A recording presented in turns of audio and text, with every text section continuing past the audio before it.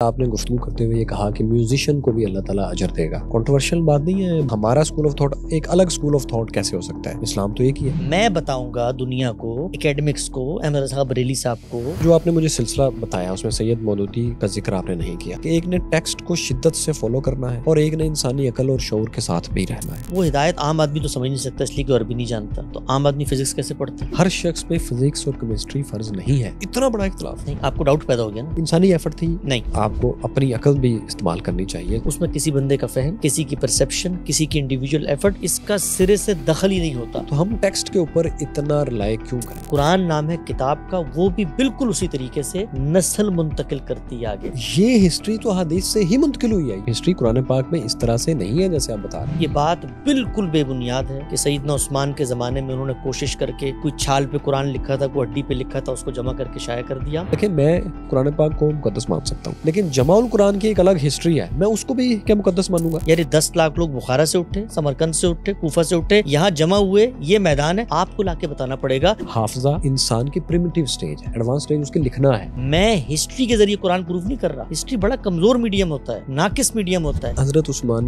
غنی نے جس نسخے کو مرتب کیا، کیا وہ نسخہ آج کہیں موجود ہے؟ نہ ہو. اگر نسخہ ہوتا نا کوئی، میری ڈاؤٹ فل چیز تھی، مجھے کیا پتا وہ نسخہ رات کو کسی چور نے اٹھا کے تبدیل کر دیا. بڑا سنگین اختلاف ہے یہ. اس کو آپ یہ نہیں کہہ سکتے کہ یہ بہت مائنر سے اختلافات ہیں. بھائی دین جو ہے وہ کوئی آسمانی چیز اس طرح سے نہیں، اس نے انسان سے گفتگو کرنی. عربی بھی ایک ہے، فہم بھی ایک ہے، اور تواتر سے چیزیں بھی منتقل ہوئی ہیں. تو یہ بعد المشرقین کیوں ہے؟ اتنا فرق سمجھ میں. اللہ تعالیٰ ان کی جانوں کو محفوظ رکھے. ہم لوگ بچانے کے لیے بیٹھے ہیں. میں بتا رہے ٹیکسی نہیں کہہ رہا. ابن اسحاق سے، ابن ہشام سے، اگر کچھ جو بھی باقیات ہیں، طبقات سعد سے، بدایا نہایا سے، شروع والی ساری چیزیں تو یہاں سے آ رہی ہیں. ایک فساد اور دوسرا قتل، اس کے علاوہ کسی کی جان لی نہیں جا سکتی. تم یہ کہتے ہو کہ گستاخی پر مار دینا چاہیے، بتاؤ قرآن میں کیا لکھا ہوا؟ 40,000 احادیث کا آپ ایک مجموعہ چھاپ رہے ہیں جو تمام سیاہ ستہ سے اخذ کی ہوئی. سیاہ ستہ تو بہت محدود ہے. ہم تقریباً 70-80 کے قریب مصادر اصلیہ جو ہیں. رسول اللہ صلی اللہ علیہ وسلم نے ایک موقع پہ یہ بات کہی، 10 لوگ بیٹھے ہیں، 10 لوگ جا کے اپنی انٹرپریٹیشنز کر رہے ہیں. آپ نے طریقہ جو ہے مسجد میں جا کر سیکھا یا حدیث کی کتاب پڑھ کے سیکھا؟ میں نے تو اپنے والدین سے سیکھا. نماز تو رسول اللہ صلی اللہ علیہ وسلم کے زمانے میں لوگ پڑھ رہے تھے، قرآن کے آنے سے پہلے پڑھ رہے تھے. اگر ایک مسلم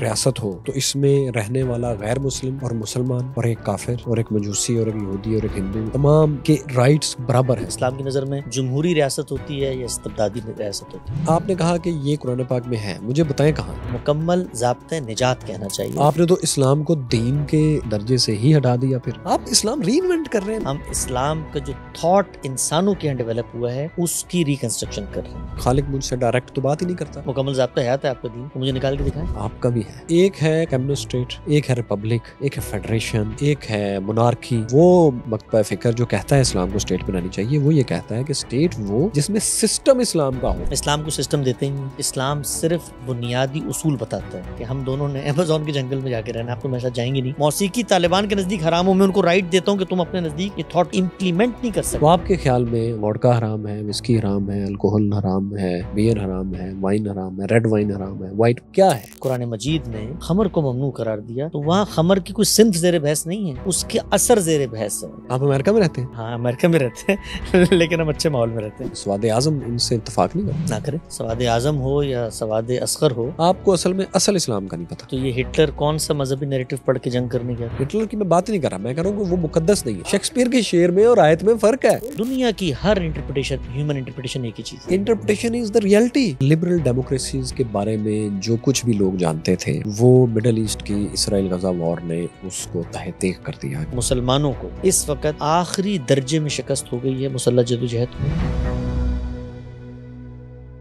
کیسے ہیں دوستو؟ آج ہمارے ساتھ ایک مذہبی اسلام کے اسکالر حسن الیاس صاحب موجود ہیں. آپ ان کے نام سے اور چہرے سے بہت اچھی طرح واقف ہیں.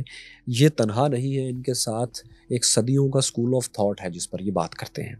بہت سے خیالات سے ان کے لوگوں کو اختلاف بھی ہے، اور بہت سی اسلام کے بارے میں تشریحات جو ان کی ہیں وہ ہیں جو ان کے مطابق اسلام کی اصل تشریحات ہیں، اور جو اسلام کو اس دور میں، آنے والے دور میں اور ماضی کے دور میں بھی ریلیونٹ رکھنے کے لیے بنیادی باتیں ہیں. ان کے خیال میں اسلام ایک پریمیٹیو مذہب نہیں ہے، جدید مذہب ہے. ہم ان کے سامنے وہ تمام سوالات رکھیں گے، جو وہ مسائل بھی رکھیں گے جو آج ہمیں درپیش ہیں، جن کا پاکستان کی بقا سے تعلق ہے اور جو آپ کے اور میرے تخیل میں اٹھتے رہتے ہیں. تو ہم بات شروع کرتے ہیں. بہت سے مشکل سوال بھی آئیں گے. سر کیا حال ہے آپ کا، اور آپ تیار ہیں؟ جی اللہ کا شکر، آئی ایم ریڈی.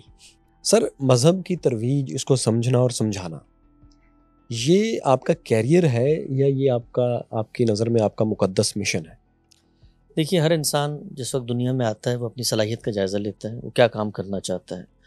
میں نے جس وقت انٹرمیڈیٹ کیا اور بیسک جو نالج ہے براڈ بیس وہ حاصل کر لی، تو میں نے دیکھا کہ میری ذات، میری شخصیت کس چیز کی طرف مائل ہو رہی ہے۔ ایک ہسٹری بھی تھی میرے خاندان کے بزرگ بڑے لوگ علماء تھے، مجھے بچپن سے مذہب کس گھر میں تعلیم دی گئی، تو میں نے یہ محسوس کیا کہ مجھے دین کی تعلیم حاصل کرنی چاہیے۔ میں مذہبی شخصیات سے انسپائر ہوا، ان کے کام کو دیکھا، اور پھر اس کے بعد میں نے مذہب کی تعلیم حاصل کرنا شروع کر دی۔ جب حاصل کی تو وقت گزرنے کے ساتھ ساتھ میری اسپیشلائزیشن اس میں پیدا ہوئی، یہی میرا کیریئر بن گیا، یہی میرا ذریعہ معاش بھی ہے، اور یہی میری ایمبیشن بھی ہے، یہی میرا پیشن بھی ہے، یہی میرا اوڑھنا بچھونا۔ ذریعہ معاش کیسے ہو سکتا ہے؟ مطلب جو میں جانتا ہوں آپ تو اس کو ایک علمی کاز کے طور پر لے رہے ہیں، ایک مقدس مشن کے طور پر آپ اس کے لیے کام کرتے ہیں، ایفرٹ کرتے ہیں، لوگوں کو سے ملتے ہیں اور اسلام کی ایک تشریح جو آپ کے خیال میں صحیح ہے، درست ہے، وہ آپ پھیلاتے ہیں۔ تو یہ پیشہ کیسے ہو سکتا ہے؟ بالکل ہو سکتا ہے، اس لیے کہ جو کام آپ سوسائٹی کے لیے کرنا چاہتے ہیں، اس کام کو کرنے کے لیے اگر آپ اپنے معاش کے لیے کچھ اور کام کریں گے تو نہ صرف یہ کہ آپ اپنا علم حاصل نہیں کر سکتے، بلکہ جو کنٹریبیوٹ آپ سوسائٹی کو کرنا چاہتے ہیں وہ بھی نہیں کر سکتے۔ شوکت خانم کے اندر ایک ڈاکٹر بیٹھا ہوا ہے، کینسر کا علاج کرنا چاہتا ہے، لوگوں کی خدمت کرنا چاہتا ہے نا، تو شوکت خانم میں وہ جائے گا اور شوکت خانم اس کو کہے جی آپ تو خدمت کرنا چاہتے ہیں، جائیں اپنے پیسے خود کما کے لے کریں۔ تو دنیا بھر میں جو توانا سوسائٹیز ہوتی ہیں وہ دیکھتی ہیں کہ سوسائٹی کی نیڈ کیا ہے۔ سوسائٹی کی نیڈ ہے ہیلتھ کیئر، سوسائٹی کی نیڈ ہے سائنس اینڈ ٹیکنالوجی کے ٹیچر، سوسائٹی کی نیڈ ہے اچھے فاضل علماء جو ان کو دین کی ہدایت دیں، تعلیم دیں، تربیت دیں، ان کو اخلاقیات سکھائیں۔ وہ لوگ جب جاتے ہیں یہ کام کرنے کے لیے تو ان کا گھر کیسے چلے گا؟ اس وقت ہمارے ہاں ملک کے اندر پوری کی پوری بیوروکریسی ہے، وہ ملک کا نظام چلانا چاہتی ہے، کیسے چلتا ہے؟ میری جیب سے پیسہ جاتا ہے، میں ٹیکس دیتا ہوں، میں کنٹریبیوٹ کرتا ہوں حکومت کے کام چلانے کے لیے۔ عام طور پر اس کو جس طرح سے پیش کیا جاتا ہے کہ جی مذہبی لوگ پیسہ یہ کیسے، اللہ بھائی اللہ کا کام ہم کر رہے ہیں، اللہ تعالیٰ ہمیں اس کا اجر دے گا، ایک ڈاکٹر کو بھی اللہ اجر دے گا، ایک میوزیشین کو بھی اللہ اجر دے گا، بٹ اس کی زندگی کیسے گزرے گی؟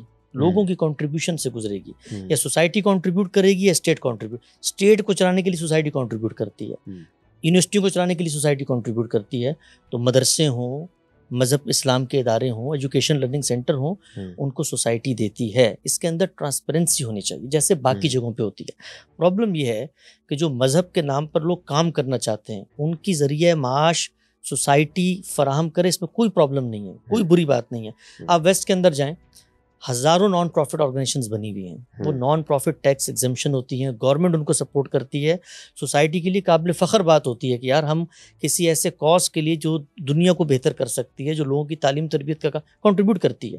لیکن ہمارے ملک میں یہ ایک تہمت بن جاتی ہے، مذہبی لوگ، یار مذہبی آدمی کو کیا ضرورت ہے، اس کو کیوں پیسے، اس کا پیٹ نہیں ہے، اس کے بچے نہیں ہیں، اس کا گھر نہیں ہے، اس کو کنٹریبیوٹ کرو، اس کو بہتر سے بہتر سہولت دو، اور یہ دیتے ہوئے بھی یہ نہ ہو کہ جی ہمارے پیسوں پہ، کبھی آپ کے منہ سے یا میرے منہ سے نکلتا ہے یار یہ سیکٹری جو ہے، چیف سیکٹری، یہ میرے پیسوں پہ پل رہا ہے، اس کی کیا؟ بھائی میں نے اسٹیٹ میں رہنا ہے، اسٹیٹ کا کام ہے میری پروٹیکشن، تو میں کنٹریبیوٹ کروں گا ٹیکس کے ذریعے، تبھی تو اسٹیٹ مجھے پروٹیکٹ کرے گی۔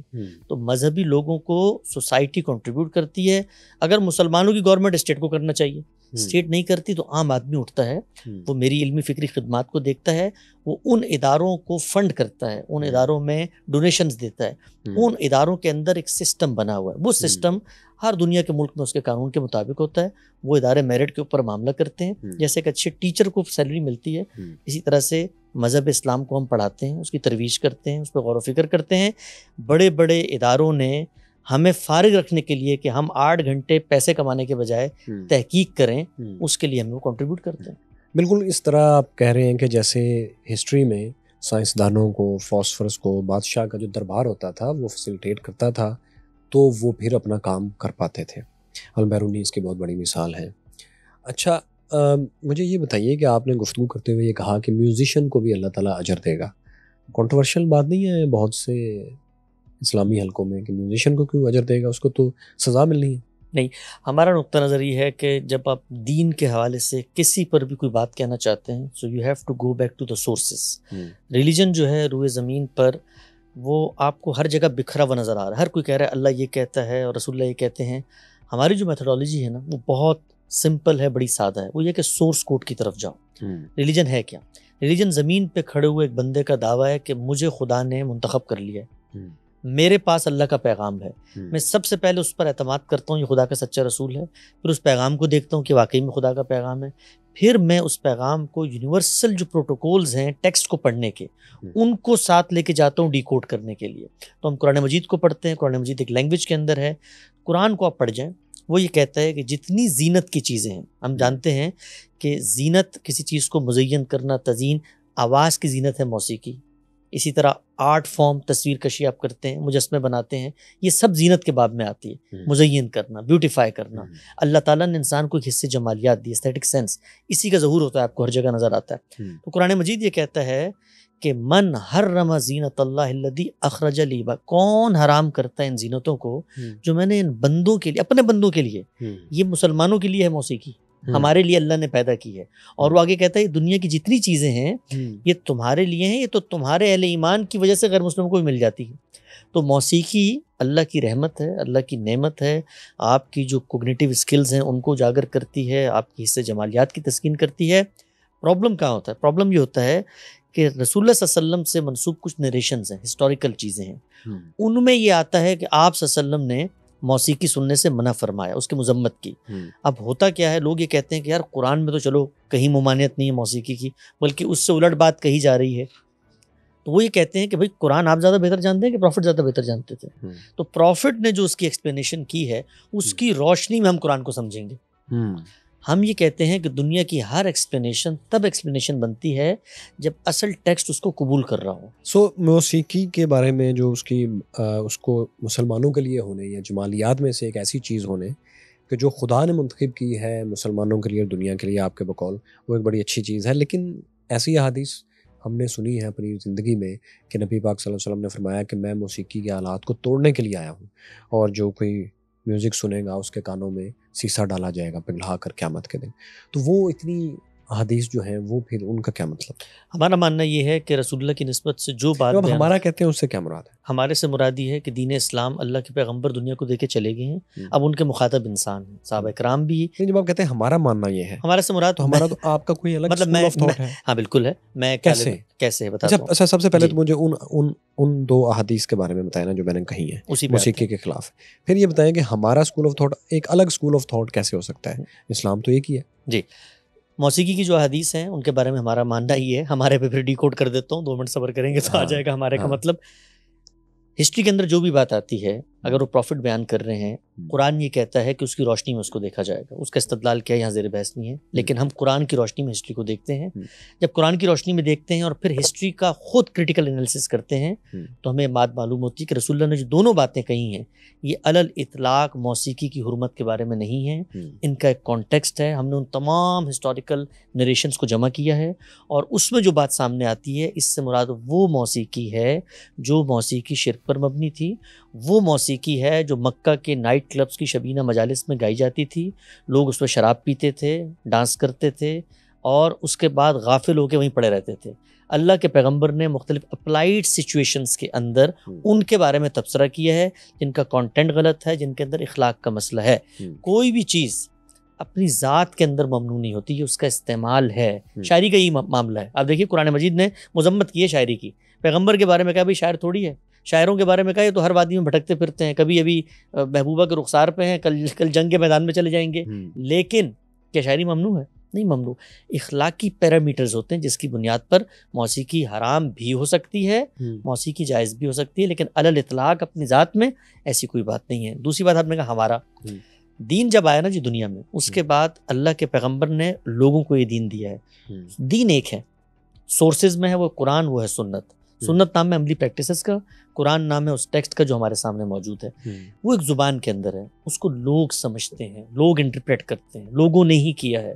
امام شافعی بھی عالم تھے، ابو حنیفہ بھی عالم تھے، دونوں انسان تھے، دونوں نے انٹرپریٹیشن کی۔ قرآن کی دونوں آیتوں کا ایک ہی ٹیکسٹ ہے لیکن مختلف مفہوم برآمد کر رہے ہیں۔ کیوں مختلف کر رہے ہیں؟ اس لیے جب کوئی ورڈ ہوتا ہے وہ ایک کانٹیکسٹ میں آتا ہے، آپ کانٹیکسٹ سمجھتے ہیں تو انسانی علم اثر انداز ہوتا ہے۔ تو دنیا میں ہر فیلڈ، فلسفی کی ہو، سائیکالوجی کی ہو، اینتھروپولوجی کی ہو، ہسٹری کی ہو، ہیومن انٹرپریٹیشن جہاں پر آتی ہے وہ تھاٹ ڈیولپ کرتی ہے۔ تو ایک ہے ریلیجن اور ایک ہے ریلیجس تھاٹ۔ جو ہمارا ریلیجس تھاٹ ہے وہ یہ کہتا ہے کہ موسیقی کے بارے میں جو رائج نقطہ نظر ہے وہ درست نہیں. ہمارے سے مراد آپ اپنی ذاتی بات کر رہے ہیں حسن الیاس کی؟ نہیں، میں ایک استاد کا شاگرد ہوں. وہ استاد ایک تھاٹ رکھتا ہے، ان کا نام جاوید احمد غامدی ہے. غامدی صاحب بھی ایک استاد کے شاگرد ہیں، ان کے بھی ایک استاد ہیں، ان کا ایک فریم آف ریفرنس ہے. جو ہمارے اصول ہیں، پرنسپلز ہیں، اصلاحی صاحب اور اصلاحی صاحب کے استاد مولانا حمید الدین فراہی صاحب. اور فراہی صاحب خود ایک ٹریڈیشن آف نالج میں کھڑے ہوئے ہیں، اس کو ہم دبستان شبلی کہتے ہیں. شبلی نعمانی سے آغاز ہوتا ہے، سید سلیمان ندوی ہیں، اس کے بعد علامہ اقبال ہیں. لیکن جاوید غامدی صاحب تو جہاں تک مجھے یاد ہے ان سے پہلے، اصلاحی صاحب سے پہلے سید مودودی صاحب کے شاگرد تھے. بالکل ایسے ہی تھا. تو بیچ میں جو آپ نے مجھے سلسلہ بتایا اس میں سید مودودی کا ذکر آپ نے نہیں کیا. ابھی کر رہا تھا، سید مودودی کا بھی ذکر کر رہا تھا. لیکن وہ اصلاحی صاحب کے ساتھ آتے ہیں. جی، میں ذکر شبلی کے بعد آتے ہیں. ہاں، میں ذکر کرتا. شبلی ہیں، علامہ اقبال ہیں، ابوالکلام آزاد ہیں، سید سلیمان ندوی ہیں، مولانا سید عبداللہ صاحب مودودی ہیں. یہ ایک ہی دبستان ہے. اس میں مولانا امین حسن اصلاحی ہیں، اس میں مولانا وحید الدین خان ہیں، غامدی صاحب بھی اسی میں کھڑے. لیکن سید مودودی کا اسکول آف تھاٹ اور جاوید اور غامدی صاحب کا اسکول آف تھاٹ بہت مختلف ہے. بالکل مختلف ہے. میں آپ کو بتاتا ہوں سملیرٹی کیا. جب میں پہلے یہ اپنی آڈینس کے لیے اور آپ کے سننے والوں کو یہ بات کلیئر کر دوں کہ آپ نے یہ بتایا کہ جو حدیث ہے موسیقی والی، وہ آپ کے خیال میں ان کا کانٹیکسٹ اور ہے. جی، لیکن حدیث وہ ٹھیک ہے. بالکل ٹھیک ہے. نمبر 2 آپ نے یہ بتایا کہ جب آپ کہتے ہیں ہمارے مطابق، تو آپ اس سے آپ کی مراد غامدی صاحب کا وہ اسکول آف تھاٹ ہے جو ایک سلسلہ چلا آ رہا ہے اور آپ بھی اس کے حصے ہیں، یہ آپ کی مراد ہے. جی. اب میرا سوال آپ سے نیکسٹ یہ ہے کہ مودودی صاحب تو اس کے بالکل اگینسٹ ہیں. جی. جتنی بھی فکر غامدی صاحب کی ہے، میری ان کے ساتھ نشستیں بھی ہیں 20-22 سال پہلے. آپ کو بھی میں نے بہت سنا ہے اور آپ کو پتا ہے کہ آپ سے میں اکثر سوالات پوچھتا بھی رہتا ہوں فون پہ. لیکن آپ کا جو خیالات ہیں وہ سید مودودی سے 180 کے اینگل پر الگ ہے. مثال کے طور پر وہ یہ سمجھتے ہیں کہ دنیا میں ایک دارالکفر ہے جس کو وہ دارالحرب بھی کہتے ہیں، اور ایک دارالاسلام ہے. یعنی کہ اگر کہیں پر اسلام نہیں ہے تو وہ جگہ دارالحرب، وہ ایک جنگ کی جگہ ہے، وہاں آپ کو کسی بھی طرح اسلام نافذ کرنا ہے. جبکہ غامدی صاحب تو اس بات کو نہیں مانتے. تو یہ جو اتنا ایک صرف یہ مثال ہے، تو اتنا فرق آیا، موسیقی میں بھی یہ فرق ہے، اتنا زیادہ فرق آیا یہ کب اور کیسے اسکول آف تھاٹ میں آیا؟ اور آپ بھی ظاہر اس کے ساتھ ہیں. جی بتائیے. دیکھیے، یہ جو گروپ آف پیپل ہیں جن کا میں نے نام لیا نا، یہ لوگ اصلاً اس جگہ پہ نہیں کھڑے ہوئے جہاں پر ہماری پوری امت کی میتھڈالوجیز کھڑی ہوئی ہیں. ہمارے 3 ڈومیننٹ اسکول آف تھاٹس ہیں پوری امت کے اندر. آج تک اسلام کو جو سمجھا گیا ہے وہ 3 ہی ہیں. ایک ہے سلفی تعبیر. وہ جو سلفی تعبیر شروع سے بات کر رہے ہیں، شروع سے بات کر رہا ہوں. سلفی 632 کے بعد سے نہیں، 632 سے بہت پہلے، امام شافعی کے زمانے سے، 632 عیسوی کے بعد سے. ہاں ٹھیک ہے، اس کے بعد سے امام شافعی ہیں جو آپ کو پہلی صدی کے خاتمے پر دوسری صدی کے آغاز پہ نظر آتے ہیں. امام شافعی سب سے پہلے آدمی جنہوں نے اصول مرتب کیے ہیں دین اسلام پر غور و فکر کے. لیکن 632 سے امام شافعی کے بیچ میں ایک گیپ ہے، دہائیوں کا گیپ ہے. ہاں، اس کے اندر تابعین موجود ہیں، صحابہ موجود ہیں. خود امام شافعی جو ہیں انہوں نے تابعین سے علم حاصل کیا ہے. یہ جو میتھڈالوجی ہے، سلفی منہاج ہے، اس کے بارے میں یہ جان لیں کہ ان کی اصل کی حیثیت کس کو ہے. یہ کہتے ہیں کہ جو کچھ قرآن میں آیا ہے، سنت میں آیا ہے، اس کو ہسٹوریکل نریشن جو ہیں پروفٹ کی اور ان کے صحابہ کی، اس کی روشنی میں دیکھنا ہے. یہ پہلی میتھڈالوجی ہے. دوسری جو میتھڈالوجی ہے وہ فقہی منہاج کی ہے. آپ نے اپنا جواب اس اینگل پہ رکھنا ہے کہ سید مودودی سے جاوید غامدی اتنا مختلف کیوں؟ بالکل اسی پہ آؤں گا. دوسرا ہے کہ یہ میں کہیں آپ کو بہت زیادہ ڈیٹیل وہ تھیولوجی نہیں بتاؤں گا کہ بھئی مذہبی علماء کیا، سیدھی بات کروں گا میں آپ کے ساتھ، تاکہ ہمارے جو بات ہماری لوگ سنیں ان کو پن پوائنٹ ڈائریکشن نظر آئے کہ ہم کس طرف بات کر رہے ہیں. پریسائزلی بتاؤں گا. فقہی منہاج ہے، وہ کنسنسس پہ کھڑے ہوئے ہیں. کنسنسس سے مراد قرآن کی انٹرپریٹیشن ہو، سنت کی انٹرپریٹیشن ہو یا ہسٹری کی انٹرپریٹیشن ہو، جو اجماع کہے گا، میجورٹی کہے گی، ہم نے اس کے ساتھ کھڑا ہونا ہے. تیسرا جو اسکول آف تھاٹ ہے وہ تصوف کا، اس وقت زیر بحث نہیں ہے. ہم لوگ جو بات کرتے ہیں، ہم سے مراد یہ دبستان شبلی کا گروہ عموماً اور فکر فراہی اس میں خصوص. یہ گروپ آف پیپل کہتا ہے براہ راست غور کرو قرآن و سنت پہ، براہ راست انڈیویجولی آپ غور کرو. جہاں تک بات ہے مولانا مودودی کی، تو مولانا مودودی اپنی ذات میں یہ رمق رکھتے ہیں کہ براہ راست غور و فکر کیا جائے. خود انہوں نے کیا، کئی نتائج نکالے، لیکن نتیجے کے اعتبار سے وہ اجماع امت کے ساتھ کھڑے ہوئے ہیں. تو غامدی صاحب کا اگرچہ آغاز مولانا مودودی کی فکر سے ہوا، وہ اسی تھاٹ کو درست سمجھتے تھے. مولانا مودودی روایت کے اندر جو چیزیں آ رہی ہیں ان کو بھی ایکسیپٹ کرتے ہیں، ان کے اندر مجتہدانہ بصیرت بھی ہے، براہ راست غور بھی کرتے ہیں. ہی از اے کمبینیشن. یہ اسکول آف تھاٹ ریفائن ہوا ہے مولانا فراہی پہ آ کے. فراہی صاحب نے پرنسپلز بنائے ہیں پہلی دفعہ اس اسکول آف تھاٹ کے، جس کو ہم فکر فراہی کہتے ہیں. وہ یہ کہتے ہیں دین سے متعلق جو بات کرو گے اس کو قرآن کی روشنی میں دیکھنا ہے. تو غامدی صاحب اور مولانا مودودی میں اتنا بوتھ کیوں آیا، ان کی فکر میں اتنا تبدیلی کیوں ہوئی؟ اس لیے ہوئی کہ غامدی صاحب نے اس میتھڈالوجی کو مکمل طور پہ ترک کر دیا جو کسی نہ کسی حد تک مولانا مودودی کی تھی. وہ تھی کیا کہ اجماع کی روشنی میں آپ نے دین کی انٹرپریٹیشن کرنی ہے. غامدی صاحب یہ کہتے ہیں اجماع اپنی ذات میں کنسنسس، اور کنسنسس کی روشنی میں دین سمجھنا یہ خود ایک بدعت اور انحراف ہے. آپ کو یوں نہیں لگتا کہ سید مودودی سمیت بہت سے جو اسکول آف تھاٹ ہیں جن کی کہ اب آپ لوگ ان کے ساتھ نہیں کھڑے، بیسیکلی تو وہ آپ مجھ سے زیادہ اسلام کی تاریخ کو جانتے ہیں کہ ابن تیمیہ اور امام احمد بن حنبل، اور یہ وہ پوری ایک لڑی ہے جو پھر مصر میں اخوان المسلمین کی شکل میں ظاہر ہوئی، یہاں جماعت اسلامی کی شکل میں، جس کی ایک متشدد شکل ہمیں پھر القاعدہ وغیرہ کی شکل میں نظر آئی، اور ابداش کی، کہ جو کہ ایکسٹریم پر جاتا ہے ٹیکسٹ کو لے کر، اور اس میں وہ انسانی شعور کی نفی ہی کر دیتا ہے کہ اگر ٹیکسٹ میں ایک چیز ثابت ہو رہی ہے تو پھر انسانی عقل اور شعور اس کے سامنے نہیں ٹھہریں گے. تو آپ کو یہ نہیں لگتا کہ فکر فراہی جو ہے بیسیکلی اب سے نہیں، اوائل سے ہی، بہت شروع سے ہی، اسلام کی دوسری صدی سے ہی ایک بہت بڑی تفریق کے نتیجے میں دو اسکول آف تھاٹ بن گئے تھے؟ باقی اور بھی اسکول آف تھاٹ تھے، لیکن اس زمن میں کہ ایک نے ٹیکسٹ کو شدت سے فالو کرنا ہے اور ایک نے انسانی عقل اور شعور کے ساتھ بھی رہنا ہے. تو آپ اس گروپ میں چلے گئے ہیں جو کہ ٹیکسٹ سے دور ہے. ٹیکسٹ کے ساتھ تو ہے لیکن وہ ٹیکسٹ کے ساتھ انسانی عقل، جو کہ ایک دفعہ پھر آپ کی خیال میں خدا ہی کی دین ہے، اسی طرح جیسے قرآن اور حدیث اور اسلام خدا کی دین ہے، تو اس کو ان دونوں کو سامنے رکھ کر آپ لوگ فیصلہ کرتے ہیں، جس کو آپ نے کہا کہ ہر شخص نے اپنا اجتہاد کرنا ہے، اس کو دیکھنے کے بعد اپنی عقل لڑانی ہے. تو یہ تو آپ بالکل اس اسکول آف تھاٹ کے ساتھ جا رہے ہیں جو کہ اجماع نے مسترد کر دیا ہوا ہے اسلامی تاریخ میں. جی دیکھیے، ہم لوگ جس طرح سے چیزوں کو سمجھتے ہیں نا، وہ بیس کرتا ہے بنیادی طور پہ ٹیکسٹ پہ. جس وقت ہم قرآن مجید کی بات کرتے ہیں تو میں اگر آپ کو بتاؤں کہ ہم قرآن کو سمجھتے کیسے ہیں، تو ہم سب سے پہلے ٹیکسٹ کو دیکھتے ہیں. ٹیکسٹ ایک زبان میں ہے، ہم یہ کہتے ہیں جس زبان میں ہے، زبان میں چیز کو سمجھنے کے کچھ یونیورسل پرنسپلز ہیں. ان پرنسپلز میں پہلی چیز ہے لفظ کو دیکھو، لفظ کا معنی کیا ہے، لفظ سینٹنس اسٹرکچر میں کیا آ رہا ہے، اور جملے کا کانٹیکسٹ کیا ہے.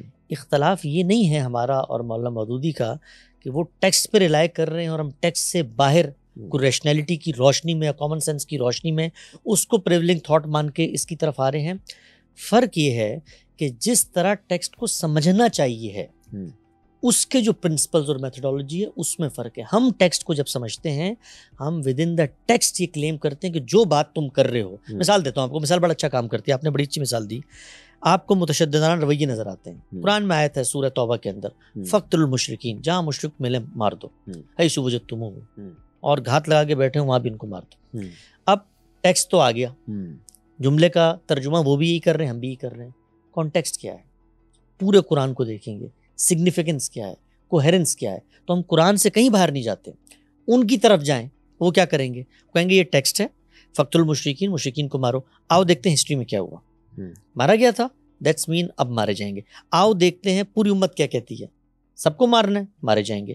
تو فرق یہ نہیں ہے کہ ہم ٹیکسٹ کی اپنی انٹرپریٹیشن کر رہے ہیں، فرق یہ ہے کہ ہم ٹیکسٹ کو غیر معمولی اہمیت دے رہے ہیں، اور وہاں پر ٹیکسٹ کی حیثیت اصل کی نہیں ہے، وہاں پر اصل کی حیثیت ہسٹری کو ہے یا اجماع کو. اجماع کی روشنی میں ٹیکسٹ سمجھا جائے گا. ہم یہ کہتے ہیں ٹیکسٹ کی اپنی روشنی میں ٹیکسٹ کو سمجھا جائے گا. اچھا، یہ جو آپ نے بات کی، اس میں دیکھیں آپ میں اور اس اسکول آف تھاٹ میں ٹیکسٹ تو ہو گیا کامن، لیکن یہاں ایک اور مسئلہ بھی پھر آ گیا.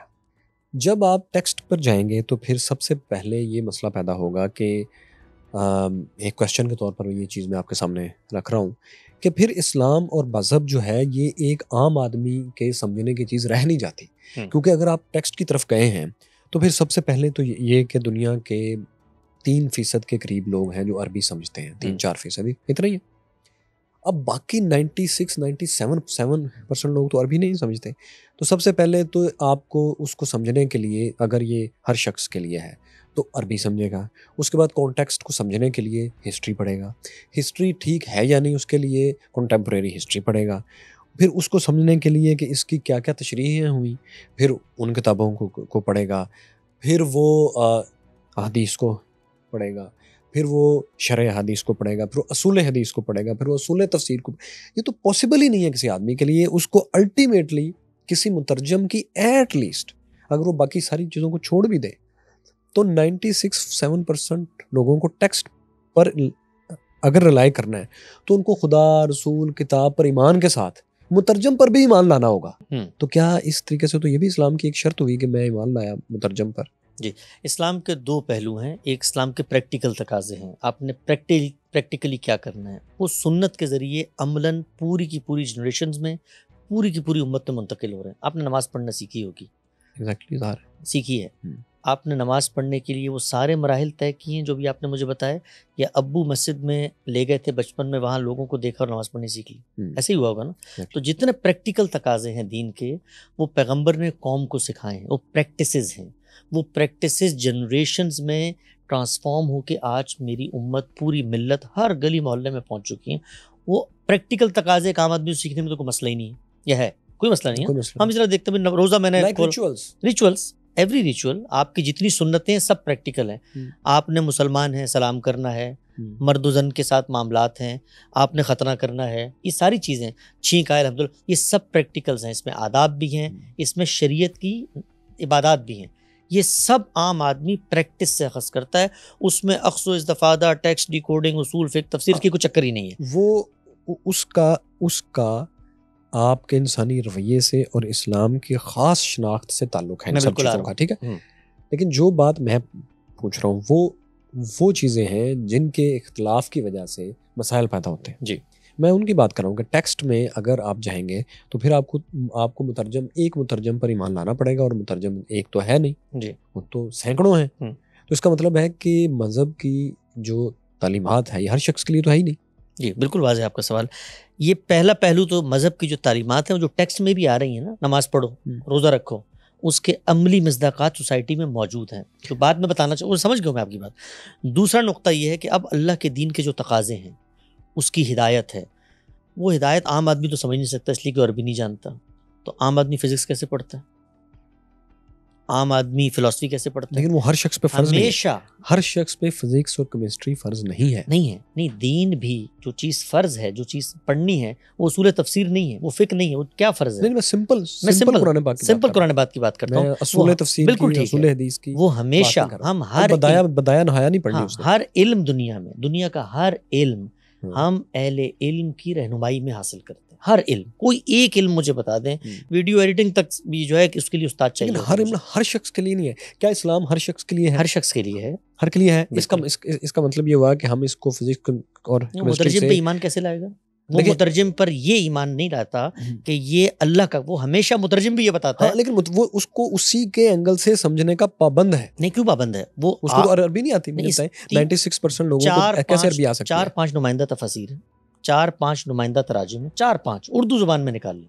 یہ سب باقی کاپی پیسٹ ہوتا ہے. 4-5 نمائندہ اسکول آف تھاٹ. اب دیکھیں، اس کا مطلب ہے کہ ایک شخص کو پھر وہ 4-5 پڑھ کے پہلے کسی نتیجے پہ پہنچنا پڑے گا. ایک پڑھ لے، 2 پڑھ لے. میں آپ سے کہتا ہوں کہ لیکن اختلافات ہیں. نہیں، ان میں جو اختلافات ہیں، کبھی زندگی میں قرآن مجید پڑھیں، شروع سے آخر تک پڑھیں. یہ جس نوعیت کے اختلافات سامنے آتے ہیں نا، یہ اکیڈیمک اختلافات ہیں. پورے قرآن کا جو میسج ہے، آپ اس وقت بھی قرآن مجید کا ترجمہ لے لیں اور اس ترجمے کو کمپیریزن میں پڑھیں. اردو زبان کے 3 نمائندے ترجمے لے لیں. یہ میں چیلنج کے ساتھ بات کر رہا ہوں، بہت ہمبل طالب علمانہ، میں اس مشق سے گزرا ہوں. 3 بڑے ترجمے لے لیں.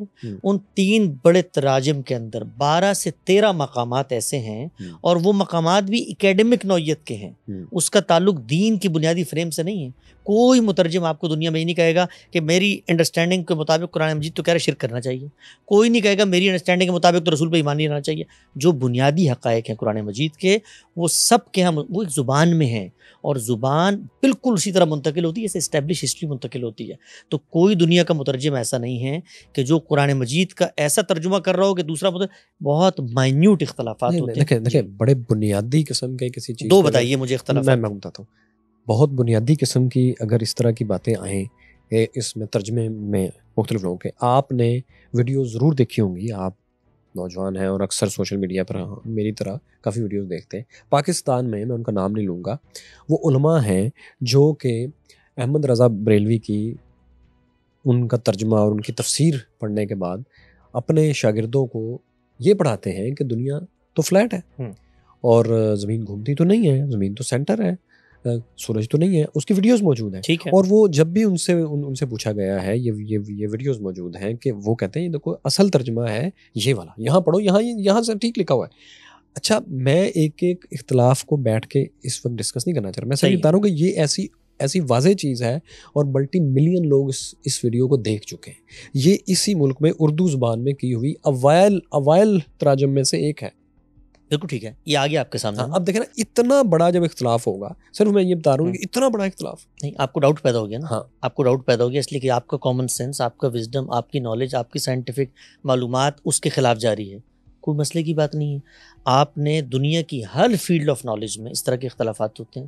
میڈیکل کے اندر اختلافات ہوتے ہیں. میں ایک مرض لے کے ایک ڈاکٹر کے پاس جاتا ہوں، وہ کہتا ہے ٹانگ کاٹنی ہے، دوسرا کہتا ہے بالکل بیوقوفی، ٹانگ بالکل نہیں کاٹنی. ہر جگہ پہ اختلاف ہوتا ہے. اختلاف سے کبھی نہیں گھبرانا چاہیے. عام آدمی، بتا رہا ہوں عام آدمی کیسے فیصلہ کرے گا. عام آدمی نے فیصلہ کرنا ہے نا. عام آدمی کی زندگی کا اگر تو یہ ایمانیات میں سے کہ آپ یہ مانیں، مطلب میرے نزدیک کوئی شخص قرآن مجید کا غلط ترجمہ کر رہا ہے اور وہ مان رہا ہے زمین چپٹی ہے، تو اس سے اس کی آخرت پہ کوئی فرق نہیں پڑے گا. زندگی میں بیوقوف کہلائے گا، لوگ کہیں گے غلط بات کر رہا ہے، اللہ کے نام پہ غلط بات لوگوں کے نزدیک وہ بالکل ٹھیک بات ہوگی. ہاں بالکل ٹھیک ہوگی، کوئی مسئلے کی بات نہیں ہے. اختلاف ہو گیا نا. اس اختلاف کو دنیا میں ہمیشہ سے گوارا کیا جاتا ہے اور ریزالو کیا جاتا ہے. آپ کو عدم اطمینان ہوا نا، آپ کیا کریں گے؟ سب سے پہلے آپ یہ کریں گے، یار احمد رضا خان بریلی نے یہ ترجمہ کیا ہے، کسی لفظ کا کیا ہوگا نا، یہ لفظ کا کیا ترجمہ ہے؟ اچھا انہوں نے یہ کیا، یہ مولانا ابو العلا مودودی اس کا کیا ترجمہ کر رہے ہیں، یہ مثال کے طور پہ جلندری صاحب اس کا کیا ترجمہ کر رہے ہیں. آپ دو تراجم پڑھیں، تھوڑی سی محنت ہے دین کے معاملے میں. یہ تو میں کروں گا نا. ہاں، لیکن میں یہ بات کر رہا ہوں کہ میں تو وہ ان لوگوں میں سے یا آپ ان لوگوں سے یا اور بہت سے لوگ ہمارے سننے والے ہوں گے جو اس طرح کے کام کرتے ہیں. آپ کے سوال پیدا ہو تو محنت کریں گے نا، ان کے سوال ہی نہیں پیدا ہوتا. ہاں، جو اس کو ہمارے زیادہ تر لوگ تو وہ ہیں پوری دنیا میں جو ایک چیز کو دیکھتے ہیں، اس کو درست مانتے ہیں، اس پہ پھر عمل کریں. ان کے پاس نہ اتنا وقت ہے، نہ ان کے پاس کرنے کا کام نہیں بھائی، یہ میرے کرنے کا کام ہے. میں نے علوم پڑھے ہیں. میں نے وہ جو تفصیل آپ نے بتائی تھی نا، اصول فقہ، اصول تفسیر، وہ ڈرانے کے لیے بہت لمبی چوڑی، وہ میں نے پڑھی ہے نا. تو وہ میرا کام ہے. میں بتاؤں گا دنیا کو، اکیڈمکس کو، احمد رضا بریلی صاحب کو، علماء کو، کہ یہ جو بات آپ بیان کر رہے ہیں یہ درست نہیں ہے. یہ میرا کام ہے. ایک عام آدمی مجھے بھی سن رہا ہے. اچھا، مجھے پھر ایک اور اینگل سے بات بتائیں کہ جو اسلام کی مذہب کی تاریخ کو محفوظ کیا گیا، انسانوں نے کیا، انہوں نے لکھی، انہوں نے اس کو یاد کیا یا اس کو لکھا، پھر اس کی بائنڈنگ کی، پھر ان کو پھیلایا، پھر ان کو جمع کیا. یہ تمام انسان جو یہ کام کر رہے تھے، ظاہر ہے وہ اس کے لیے ایفرٹ کر رہے تھے. ٹھیک ہے، انسان ہی کوشش کر رہا تھا. ہمیں اچھی طرح معلوم ہے کہ اوپر سے کوئی اور فرشتہ آ کے نہیں، حضرت عثمان کو اور باقی تمام جو ایک پورا ایک سلسلہ ہے، حجاج بن یوسف سے، اس کے بعد عبد الملک پہ، اس کے بعد تمام عباسیوں پہ، اور یہاں تک ترکی میں، مصر میں، فاطمیوں کے پاس، یہاں ہر ایک جگہ پر انسانوں نے اس کی کوشش کی، جمع کیا.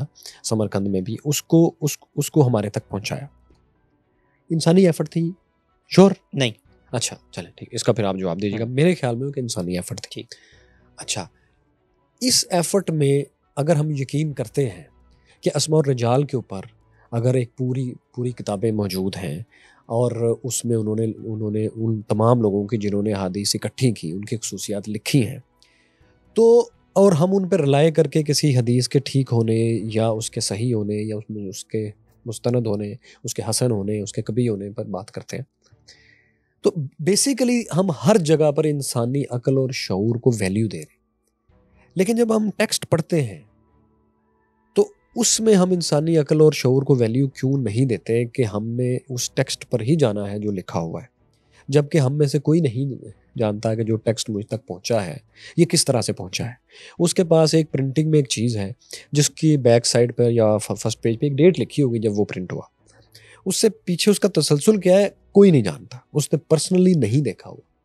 جبکہ جو اس کی عقل اور شعور ہے یہ وہ چیز ہے جس کے اوپر وہ رلائے کر سکتا ہے. اور اپنی پریکٹیکل آپ بھی اور گامدی صاحب بھی پریکٹیکلٹی کی بات کرتے ہیں کہ آپ کو اپنی عقل بھی استعمال کرنی چاہیے. یہ دیکھیں یہ کام پوری دنیا میں کس طرح ہو رہا ہے تو ہمیں اس کو مختلف طریقے سے کیوں کریں. تو جب پوری دنیا میں جو کام ہو رہا ہے وہ تو انسانی شعور، عقل اور اجتماعی شعور کے ساتھ ہو رہا ہے، تو ہم ٹیکسٹ کے اوپر اتنا رلائے کیوں کریں؟ جی، پہلے تو ایک چیز کی میں تصحیح کر دوں کہ دنیا میں دو طریقے ہوتے ہیں ٹرانسفارمیشن آف نالج کے. ایک طریقہ ہوتا ہے ہسٹری کا طریقہ، اس کو علم کی اصطلاح میں اخبار احاد کہا جاتا ہے، سنگل انڈیپینڈنٹ انڈیویجول رپورٹنگ۔ دوسرا طریقہ ہوتا ہے اس کنسنسس کا، اسٹیبلش طریقے سے ہسٹری کو آگے کمیونیکیٹ کرنے کا۔ جہاں تک تعلق ہے دین کے سورسز کا، سورسز دو چیزوں کا نام ہے، قرآن اور سنت۔ سنت پریکٹیکل چیزوں کا نام ہے، پریکٹیکلی نسل منتقل کرتی ہے آگے، اور قرآن نام ہے کتاب کا، وہ بھی بالکل اسی طریقے سے نسل منتقل کرتی ہے آگے۔ اس میں کسی بندے کا فہم، کسی کی پرسیپشن، کسی کی انڈیویجول ایفرٹ، اس کا سرے سے دخل ہی نہیں ہوتا۔ یہ بات بالکل بے بنیاد ہے کہ سیدنا عثمان کے زمانے میں انہوں نے کوشش کر کے کوئی چھال پہ قرآن لکھا تھا، کوئی ہڈی پہ لکھا تھا، اس کو جمع کر کے شائع کر دیا۔ ہم نے بڑی تفصیلی اس پہ سیریز کی ہے، لوگ دیکھنا چاہیں اس کو ضرور دیکھیں، قرات کا اختلاف، اس میں بتایا کہ قرآن کیسے منتقل ہوا ہے۔ قرآن ایک اسٹیبلش ہسٹری کے ڈاکومنٹ کے طور پہ آیا ہے۔ رسول اللہ صلی اللہ علیہ وسلم نے دنیا میں 4، 6، 8، 10، 20 لوگوں کو قرآن نہیں دیا، 1,00,000 سے زائد کی تعداد ہے خطبہ حجۃ الوداع میں۔ ان سب کے پاس قرآن مجید لکھے ہوئے موجود ہیں، نسخے موجود ہیں، یاد کر رہے ہیں۔ جب افراد کی وہ کہاں ہیں آج ہیں؟ کیا چیز؟ وہ اس وقت کے جو نسخے ان لوگوں کے پاس، کیا آج ان میں سے کوئی ایک بھی ہے؟ ایک نسخہ بھی نہ ہو، بہت سارے ہیں، نہیں، ان میں سے ایک بھی نہ ہو، کوئی ایک ہے ویسے؟ ایک بھی نہ ہو، ہے ویسے بہت سارے۔ یہ اس وقت برمنگھم کی لائبریری میں جائیں، انہوں نے کاربن ڈیٹنگ سے نکال کے بتایا ہے کہ اس زمان ایک بھی نہ ہو۔ میں کہتا ہوں ایک صفحہ ہے، نہیں، ایک صفحہ بھی نہ ہو، ایک صفحہ بھی نہ ہو۔ میں آپ کو بتاتا ہوں، ایک صفحہ بھی نہ ہو۔ وہ جو قرآن مجھ تک پہنچا ہے نا، جو اس وقت موجود ہے میرے پاس، میں تو ایک نسخہ اگر آپ لے کر آئیں گے میرے لیے وہ زیادہ ڈاؤٹ فل چیز ہے۔ قرآن کو لاکھوں لوگوں نے دنیا تک پہنچایا ہے، وہ لاکھوں لوگ، ان کے بارے میں عقل یہ کہتی ہے کہ اتنی بڑی تعداد افراد کی، ان کے بارے میں آپ یہ سوچیں کہ وہ سب مل کے بیٹھیں اور کہیں آج سے ہم ایک نیا ڈاکومنٹ بنا کر آگے منتقل کریں۔ رسول اللہ نے دین ایک فرد کو نہیں دیا، حدیث پہ میں آتا ہوں، اس کا معاملہ بالکل الگ ہے، وہ بالکل اسی طرح منتقل ہوئی ہے جیسے آپ نے بیان کیا۔ لیکن جمع القرآن کی بھی جو آپ بات کر رہے ہیں، اس کی جو آپ پوری ہسٹری بیان کر رہے ہیں، یہ ہسٹری تو حدیث سے ہی منتقل ہوئی ہے، بالکل بھی نہیں۔ یہ ہسٹری قرآن پاک میں اس طرح سے نہیں ہے جیسے آپ بتا رہے ہیں۔ نہیں، ہسٹری بطور ہسٹری رسول اللہ کی وہ تو حدیثوں میں آئی ہے، قرآن کیسے منتقل ہوا سوال یہ ہے۔ ہاں، تو یہ ہسٹری کہاں ہے؟ یہ جو ہسٹری ہے کہ قرآن منتقل کیسے ہوا، یہ اسٹیبلش ہسٹوریکل فیکٹ ہے۔ میں آپ سے پوچھتا ہوں، میں ایک بات سنیں، اس کا مطلب ہے کہ اب ہمیں اس ہسٹری پر بھی ایمان لائے جو کہ ایمان نہیں لانا، قرآن پاک کے علاوہ اسٹیبلش ہسٹری پہ آپ ایمان لاتے ہیں۔ ابراہم لنکن کو آپ سے ملاقات نہیں، ہم اسے اختلاف کرتے ہیں۔ ابراہم لنکن تو ہارڈلی 150 سال پرانا۔ اچھا، ابن تیمیہ کو مانتے ہیں کوئی شخصیت تھی دنیا میں؟ ڈیفینیٹلی۔ کیسے آپ کی ملاقات، کوئی ہسٹوریکل فیکٹ، کوئی آٹوگراف، کوئی تصویر، کوئی ویڈیو، کیسے؟ ان کو ہم اس طرح سے مانتے ہیں کہ ان کا سلسلہ در سلسلہ ان کی چیزیں منتقل ہوئی ہیں، لیکن اس میں ایک بات ہے کہ اس میں اس کو ہم قرآن پاک کے برابر اہمیت نہیں دیتے۔ بھلے نہ دیں، پرابلم یہ نہیں ہے۔ دیکھیں، مذہبی ڈاکومنٹ میں بائبل میں، قرآن میں اور تمام، بائبل جو ہے وہ مجموعہ ہے ہسٹری کا۔ جی اوکے، وہ تو اس کو خود بھی اللہ تعالیٰ کے الفاظ نہیں کہتے، خدا کے الفاظ نہیں کہتے۔ آپ کو پتہ ہے وہ کہتے ہیں کہ یہ متی نے اور لوکا نے اس کے اندر مرقس نے انہوں نے اس کو خود لکھا ہے اپنی زبان میں، جو انہوں نے حضرت عیسیٰ سے خدا کا کلام سنا، وہ اس کو خدا کے الفاظ نہیں کہتے۔ لیکن آپ کو پتہ ہے قرآن پاک کا معاملہ مختلف ہے۔ میں صرف یہ بات کر رہا ہوں کہ مذہبی کتابوں میں اور کسی بھی اسکالر کی ہسٹری کے موجود ہونے میں، یا کسی بھی بڑے تاریخی کردار کی ہسٹری کو موجود ہونے میں بڑا فرق ہے۔ کوئی فرق نہیں، بہت بڑا فرق ہے۔ میں الیگزینڈر کی ہسٹری جانتا ہوں، لیکن میں اس میں سے بے شمار چیزوں کو مکمل ڈینائی کر سکتا ہوں کہ یار یہ واقعہ جو ہے نا ٹولمی نے یوں کر کے ڈیفائن کیا تھا، گو کہ وہ ان کے لشکر میں بھی تھا، لیکن فرسٹ والے ٹولمی کی بات کر رہا ہوں، لیکن مجھے لگتا ہے کہ یہ اس نے نا غلط کیا، یہ یوں اور یوں تھا۔ اچھا، میرے پاس پوری آزادی ہے، اور میں اس کو ماڈرن ٹولز کے ساتھ ریجیکٹ بھی کر سکتا ہوں، اس پہ شک بھی کر سکتا ہوں، اس کو مان بھی سکتا ہوں۔ لیکن مذہبی جو اس طرح کے ڈاکومنٹس ہیں، مقدس ڈاکومنٹ، ان کے ساتھ یہ معاملہ نہیں ہے۔ ان کو آپ منون مانتے ہیں، لیکن اگر اس کے ساتھ ایک الگ سے سٹوری ہے کہ یہ چیز جمع اس طریقے سے ہوئی، اب اس کو تو میں اتنا مقدس نہیں مانوں گا نا۔ دیکھیں، میں قرآن پاک کو مقدس مان سکتا ہوں، لیکن جمع القرآن کی ایک الگ ہسٹری ہے، میں اس کو بھی کیا مقدس مانوں گا؟ بالکل نہیں مانیں گے آپ، بالکل نہیں، یہی میں آپ سے بالکل نہیں مانیں گے۔ دو چیزوں کو الگ الگ کریں، دیکھیں، دو چیزوں کو الگ الگ کریں۔ ایک چیز ہے قرآن مجید بحیثیت کتاب کے، وہ کتاب کا جو ٹیکسٹ ہے وہ میں کسی فرد سے نہیں لیتا، یعنی میرے لیے جمع القرآن کی ہسٹری تو وہاں سے میں بتاتا ہوں نا، جمع القرآن تو قرآن سے باہر کی چیز ہے نا، میں تو قرآن کی بات، لیکن اب اس کو اسٹیبلش تو وہیں سے کر رہے ہیں. نہیں کرتے وہاں سے, بالکل بھی نہیں کرتے. آپ سمجھیں اس بات کو, دو الگ الگ چیزیں ہیں. دیکھیں میں اس کو ایک مثال سے آپ کو سمجھاتا ہوں.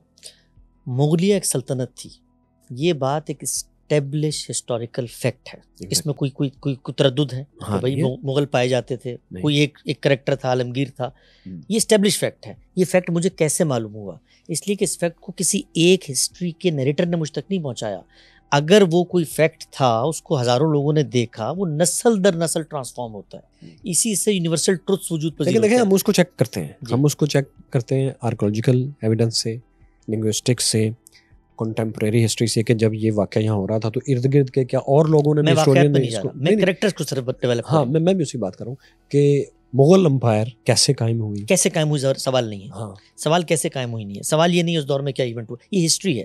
میں جو بات بتانا چاہتا ہوں وہ یہ ہے, نہیں اس ہسٹری کی کسی بھی چیز کو کنفرم کرنے کے ٹولز ہیں. ہسٹری میں صرف اور صرف ہم لوگوں ہسٹری میں جانے نہیں, لوگوں کی یادداشت, کریکٹر کے بارے میں پوچھا میں نے آپ سے. میں نے صرف ایک بات کی آپ سے, میں نے یہ بھی نہیں کہا کہ ہونے اور نہ ہونے, ہونے یا نہ ہونے. اچھا ابھی صرف اس پہ بات اس پہ میں نے یہ بھی نہیں کہا کہ عالمگیر کا نام عالمگیر کیسے پڑا تھا. آپ صرف یہ بات کر رہے ہیں کہ کچھ تھی یا نہیں اس کے اوپر. یہ اسٹیبلش ہسٹوریکل فیکٹ ہے. یہ کیسے اخذ کیا جاتا ہے دنیا میں؟ جو اسٹیبلش ہسٹوریکل فیکٹس ہوتے ہیں وہ کیسے اخذ کیے جاتے ہیں؟ وہ اجماع اور تواتر. اجماع اور تواتر ہوتا کیا ہے, ایک منٹ میں سمجھا دیتا ہوں. ایک بات میں نے ان کو بتائی, انہوں نے باہر جا کے کسی اور کو بتائی, انہوں نے کسی اور کو بتائی, ان کی پرسیپشن شامل ہوگی, اس کا حافظہ شامل ہوگا, تیسرے کی رپورٹنگ شامل ہوگی, وہ ہسٹری بنتی ہے. اس پہ ڈاؤٹ ہوتے ہیں, اس پہ سوال ہوتے ہیں, اس پہ پرسیپشن, سب چیزیں ہوتی ہیں. میں یہاں پر بٹھا کر 10,000 لوگوں کو, 20,000 لوگوں کو, 50,000 لوگوں کو ایک فیکٹ بتاتا ہوں. وہ فیکٹ غلط ہو سکتا ہے, فیکٹ غلط صحیح زیر بحث نہیں, ایک فیکٹ بتاتا ہوں. میں کہتا ہوں یار آج میں بیمار ہوں, یہ واقعہ ہے, ہو سکتا ہے میں بیمار نہ ہوں, یہ واقعہ ہے. وہ 20,000 30,000 1,00,000 کا مجمع, ان لوگوں کو جمع ہونا پڑے گا اس بات پر کہ یار آج سے ہم سب مل کر یہ جھوٹ بولیں گے کہ اس نے یہ نہیں کہا تھا کہ میں بیمار ہوں. تو اجماع اور تواتر, کنسنسس کیا کرتے ہیں؟ ایونٹ کو رپورٹ کرتے ہیں جنریشنز میں, ایونٹ کی ڈیٹیلز, ایونٹ کے بارے میں کریکٹرز کی معلومات. یہ ہسٹری کا موضوع ہے. تو رسول اللہ صلی اللہ علیہ وسلم نے قرآن دیا, جنریشن کو دیا, کنسنسس سے منتقل ہوا. اس کے لیے میں بندے کے پیچھے نہیں جاتا کہ میں بتاؤں پہلا قرآن کا ہے, دوسرا قرآن کا ہے. پوری نسل وہاں سے لے کے لاکھ کروڑ ارب لوگ ایک دوسرے کو دے رہے ہیں, اس میں امکان ہی نہیں ہے غلطی کا. کوئی کہے غلطی, اگر آپ کہیں گے نا امکان ہے, تو آپ کو بتانا پڑے گا یار 10 لاکھ لوگ بخارا سے اٹھے, سمرقند سے اٹھے, کوفہ سے اٹھے, یہاں جمع ہوئے, یہ میدان ہے, آپ کو لا کے بتانا پڑے گا. انہوں نے کہا آج ہم قرآن مجید کی ایک اور سورت شامل کر کے دیتے ہیں. یہ ایک الگ چیز ہے. اور پھر ہسٹری, پروفٹ موجود ہیں, بات کر رہے ہیں, آیتیں پڑھ رہے ہیں, آیتیں سمجھا رہے ہیں, صحابہ ان سے گفتگو کر رہے ہیں, خود قرآن مجید کو لوگ جمع کر رہے ہیں, لکھ رہے ہیں. آپ کو دلچسپ بتاؤں, قرآن مجید جب نازل ہوا نا تو شروع میں کچھ لوگ ان کے کچھ الفاظ نہیں پڑھ سکتے تھے, تو رسول اللہ نے اس کی اجازت دی. کہنے لگے یار معنی میں فرق نہیں پڑتا, تم یہ پڑھ لو, ٹھیک ہے نا, یہ پڑھ لو. اور جب قرآن مکمل ہو گیا, رسول اللہ نے کہا آج کے بعد یہ نہیں پڑھنا, آج کے بعد یہ اصل چیز ہوگی. وہ جو اجازت دی تھی نا یہ پڑھ لو, وہ بھی ہسٹری میں نقل ہو رہا ہے. وہ قرآن کے بارے میں جو اجازت تھی وہ بھی ہسٹری میں آ رہی ہے. تو ہسٹری پرسیپشن سے منتقل ہوتی ہے, حافظے سے منتقل ہوتی ہے, ڈاؤٹ فل ہوتی ہے. اس پر آپ کلام کریں گے, میں کلام کروں گا, لیکن جو سورسز ہیں, جو بیسک نالج ہمیں مل رہی ہے, اس میں ہیومن انٹرپریٹیشن, ہیومن انٹرفیرنس وہ ہے ہی نہیں سرے سے. اس میں کلیکٹیو وزڈم ہے, اس میں جنریشن کام کر رہی ہے, اس لیے اس میں کوئی ڈاؤٹ نہیں آتا. ان دو چیزوں کے فرق کو سمجھ. میرا اس میں یہ کہنا ہے کہ دیکھیں پرانے زمانے میں جس کی ہم بات کر رہے ہیں, اس وقت ہسٹری لکھنا یا کوئی بھی چیز کو لکھنا یا اس کو رواج دینا لکھ کر, یہ آسان کام نہیں تھا. بالکل ٹھیک. کاغذ لے کے آنا, اس کو پرنٹ کرنا, اور سب سے اہم کام اس کو محفوظ رکھنا ایک لمبے عرصے کے لیے, صدیوں کے لیے تقریباً ناممکن کام تھا. کسی بھی کیوں محفوظ رکھنا؟ ہر مسلمان پیدا ہو رہا ہے, وہ گھر پہ لکھ رہا ہے, کاغذ عرب میں موجود ہے, قرآن مجید میں ذکر آتا ہے. پہلے پوری بات سنیں. میں یہ کہنا چاہ رہا ہوں کہ جو چیزیں تاریخ میں قبل از تاریخ کی بھی ہمارے تک آئی ہیں, سٹون ایج کے دور کی بھی, ان کے آنے کا ایک طریقہ ہے. کچھ چیزیں جو ہیں پتھروں پر لکھی گئیں اور وہ آج تک لکھی ہوئی ہیں, آپ کاربن ڈیٹنگ سے اس کو چیک کر سکتے ہیں. بہت سی چیزیں نہیں لکھی گئیں, سینہ در سینہ آئیں, اس کے بعد کسی وقت لکھی گئیں, اور جب لکھی گئیں تو وہ دور تھا جب کاغذ اور قلم اور پرنٹنگ اور اس کو محفوظ کرنا, اس کو پھیلانا بہت امیر لوگ یا بادشاہوں کے علاوہ کسی کے بس کی کام نہیں تھا. چائنیز ہسٹری میں بہت بڑی ایک کتاب ہے دا آرٹ آف وارز, سان تزو کی, اس کا ایک ہی ورژن ہے, اور وہ قبل از تاریخ سے آ رہی ہے. اس کے دو ورژن تو نہیں ہے, اس کے 3 بھی نہیں ہے. کیونکہ وہ بادشاہ کے ساتھ مل کے کام کرتا تھا, اور بادشاہ کے پاس یہ لگژری تھی کہ اس کی کہی ہوئی باتوں کو وہ لکھ کے کتاب کی شکل میں آگے پہنچا سکے. عام شخص کے پاس تو یہ کیپیبلٹی نہیں ہے. جب آپ یہ کہتے ہیں کہ اسلامک ہسٹری میں اختلاف نہیں ہے, یہ چیزیں میں نے کبھی نہیں کہا. کون کہتا ہے اسلامک ہسٹری میں اختلاف؟ اسلامک ہسٹری میں ہے. میں اور اینگل سے بات کر رہا ہوں کہ جمع القرآن کی بات آپ نے کی نا, میں اس اینگل سے بات کر رہا ہوں کہ اس کو لکھنا اور محفوظ کرنا تو ایک بادشاہ حکمران کا کام تھا. عام لوگوں کی تو اور بھی تحریریں اس دور کی نہیں ملتی. یہ بات تو ہم تب کہیں نا جب اس دور کی لکھی ہوئی اور بہت سی تحریریں موجود ہوں. اس دور کا تو ایک ہی ٹیکسٹ ہے جس کو ہم مانتے ہیں, اور تو کہ ہے ہی نہیں. کس نے کہا آپ کو نہیں؟ مجھے بتا دیجیے. ہے تو یہ جو ہسٹری کے اندر عرب جاہلی کے قصائد آج تک منتقل ہو رہے ہیں, ہسٹری کے اندر رسول اللہ صلی اللہ علیہ وسلم سے پہلے کے, ان سے بہت پہلے کے, یہ جتنے شعراء تھے جن کو سبع معلقات کے شعراء کہتے ہیں, جن کی لکھی ہوئی بولی ہوئی شاعری حرم کے اندر لٹکا دی جاتی تھی, عرب لکھنا جانتے تھے. عرب کے اندر کاغذ موجود تھا. عرب یہ موجود ہے, یہ موجود اسی طرح ہے جیسے اسلامی احادیث اور یہ تعلیمات ہیں, وہ پیپر کاغذ پتھر کسی شکل میں موجود نہیں ہے. یہ میں بات دیکھیں ہمارے لیے, آپ کو وہ نسخہ چاہیے. میں بات آپ دیکھیں ماڈرن ہسٹورینز جو ہیں وہ کسی چیز کو تب قبول کرتے ہیں جب وہ مختلف اینگل سے پروو ہو. اگر اس کا کانٹیکسٹ موجود نہیں ہے, اگر اس کے لیے اس کا کوئی اوریجنل اس وقت کا ڈاکومنٹ موجود نہیں ہے, اگر کنٹمپوریری ہسٹری میں اس کو اچھے طریقے سے کسی اور نے کور نہیں کیا ہوا, تو اس چیز پر ڈاؤٹ کیا جاتا ہے. میں یہ بات کہنا چاہ رہا ہوں. جب آپ کہتے ہیں کہ سبع معلقات موجود ہیں, وہ بھی اسی طرح لوگوں کو یاد تھیں, اس میں روانی تھی, لوگ شاعری یاد کرتے تھے. آپ کو پتا ہے عربوں کا حافظہ بڑا مشہور تھا کیونکہ لکھتے نہیں تھے. لیکن آپ کو علم ہونا چاہیے کہ حافظہ انسان کی پریمیٹیو سٹیج ہے, ایڈوانس سٹیج نہیں ہے. ایڈوانس سٹیج اس کے لکھنا ہے, جس نے اس کو آگے بڑھایا, اس کو ترقی دی. تو وہ جب لکھنا شروع کیا تو پھر انہوں نے سب کچھ ہی لکھا. لیکن سبع معلقات آج آپ کے پاس لکھی ہوئی شکل میں کہیں نہیں ہے اس دور کی. نہیں لکھی ہوئی نہیں ہے آپ کے پاس. قرآن مجید بھی رسول اللہ کا نسخہ آپ کے پاس نہیں ہے. سوال میں آپ سے پلٹ کے پوچھتا ہوں, مسلمان اس وقت 1.25 ارب کی تعداد میں ہیں, ان کے پاس ایک کتاب ہے. وہ کتاب کے بارے میں ان کا دعویٰ یہ ہے کہ اس کو نسلوں نے آگے منتقل کیا ہے, جنریشنز نے منتقل کیا ہے.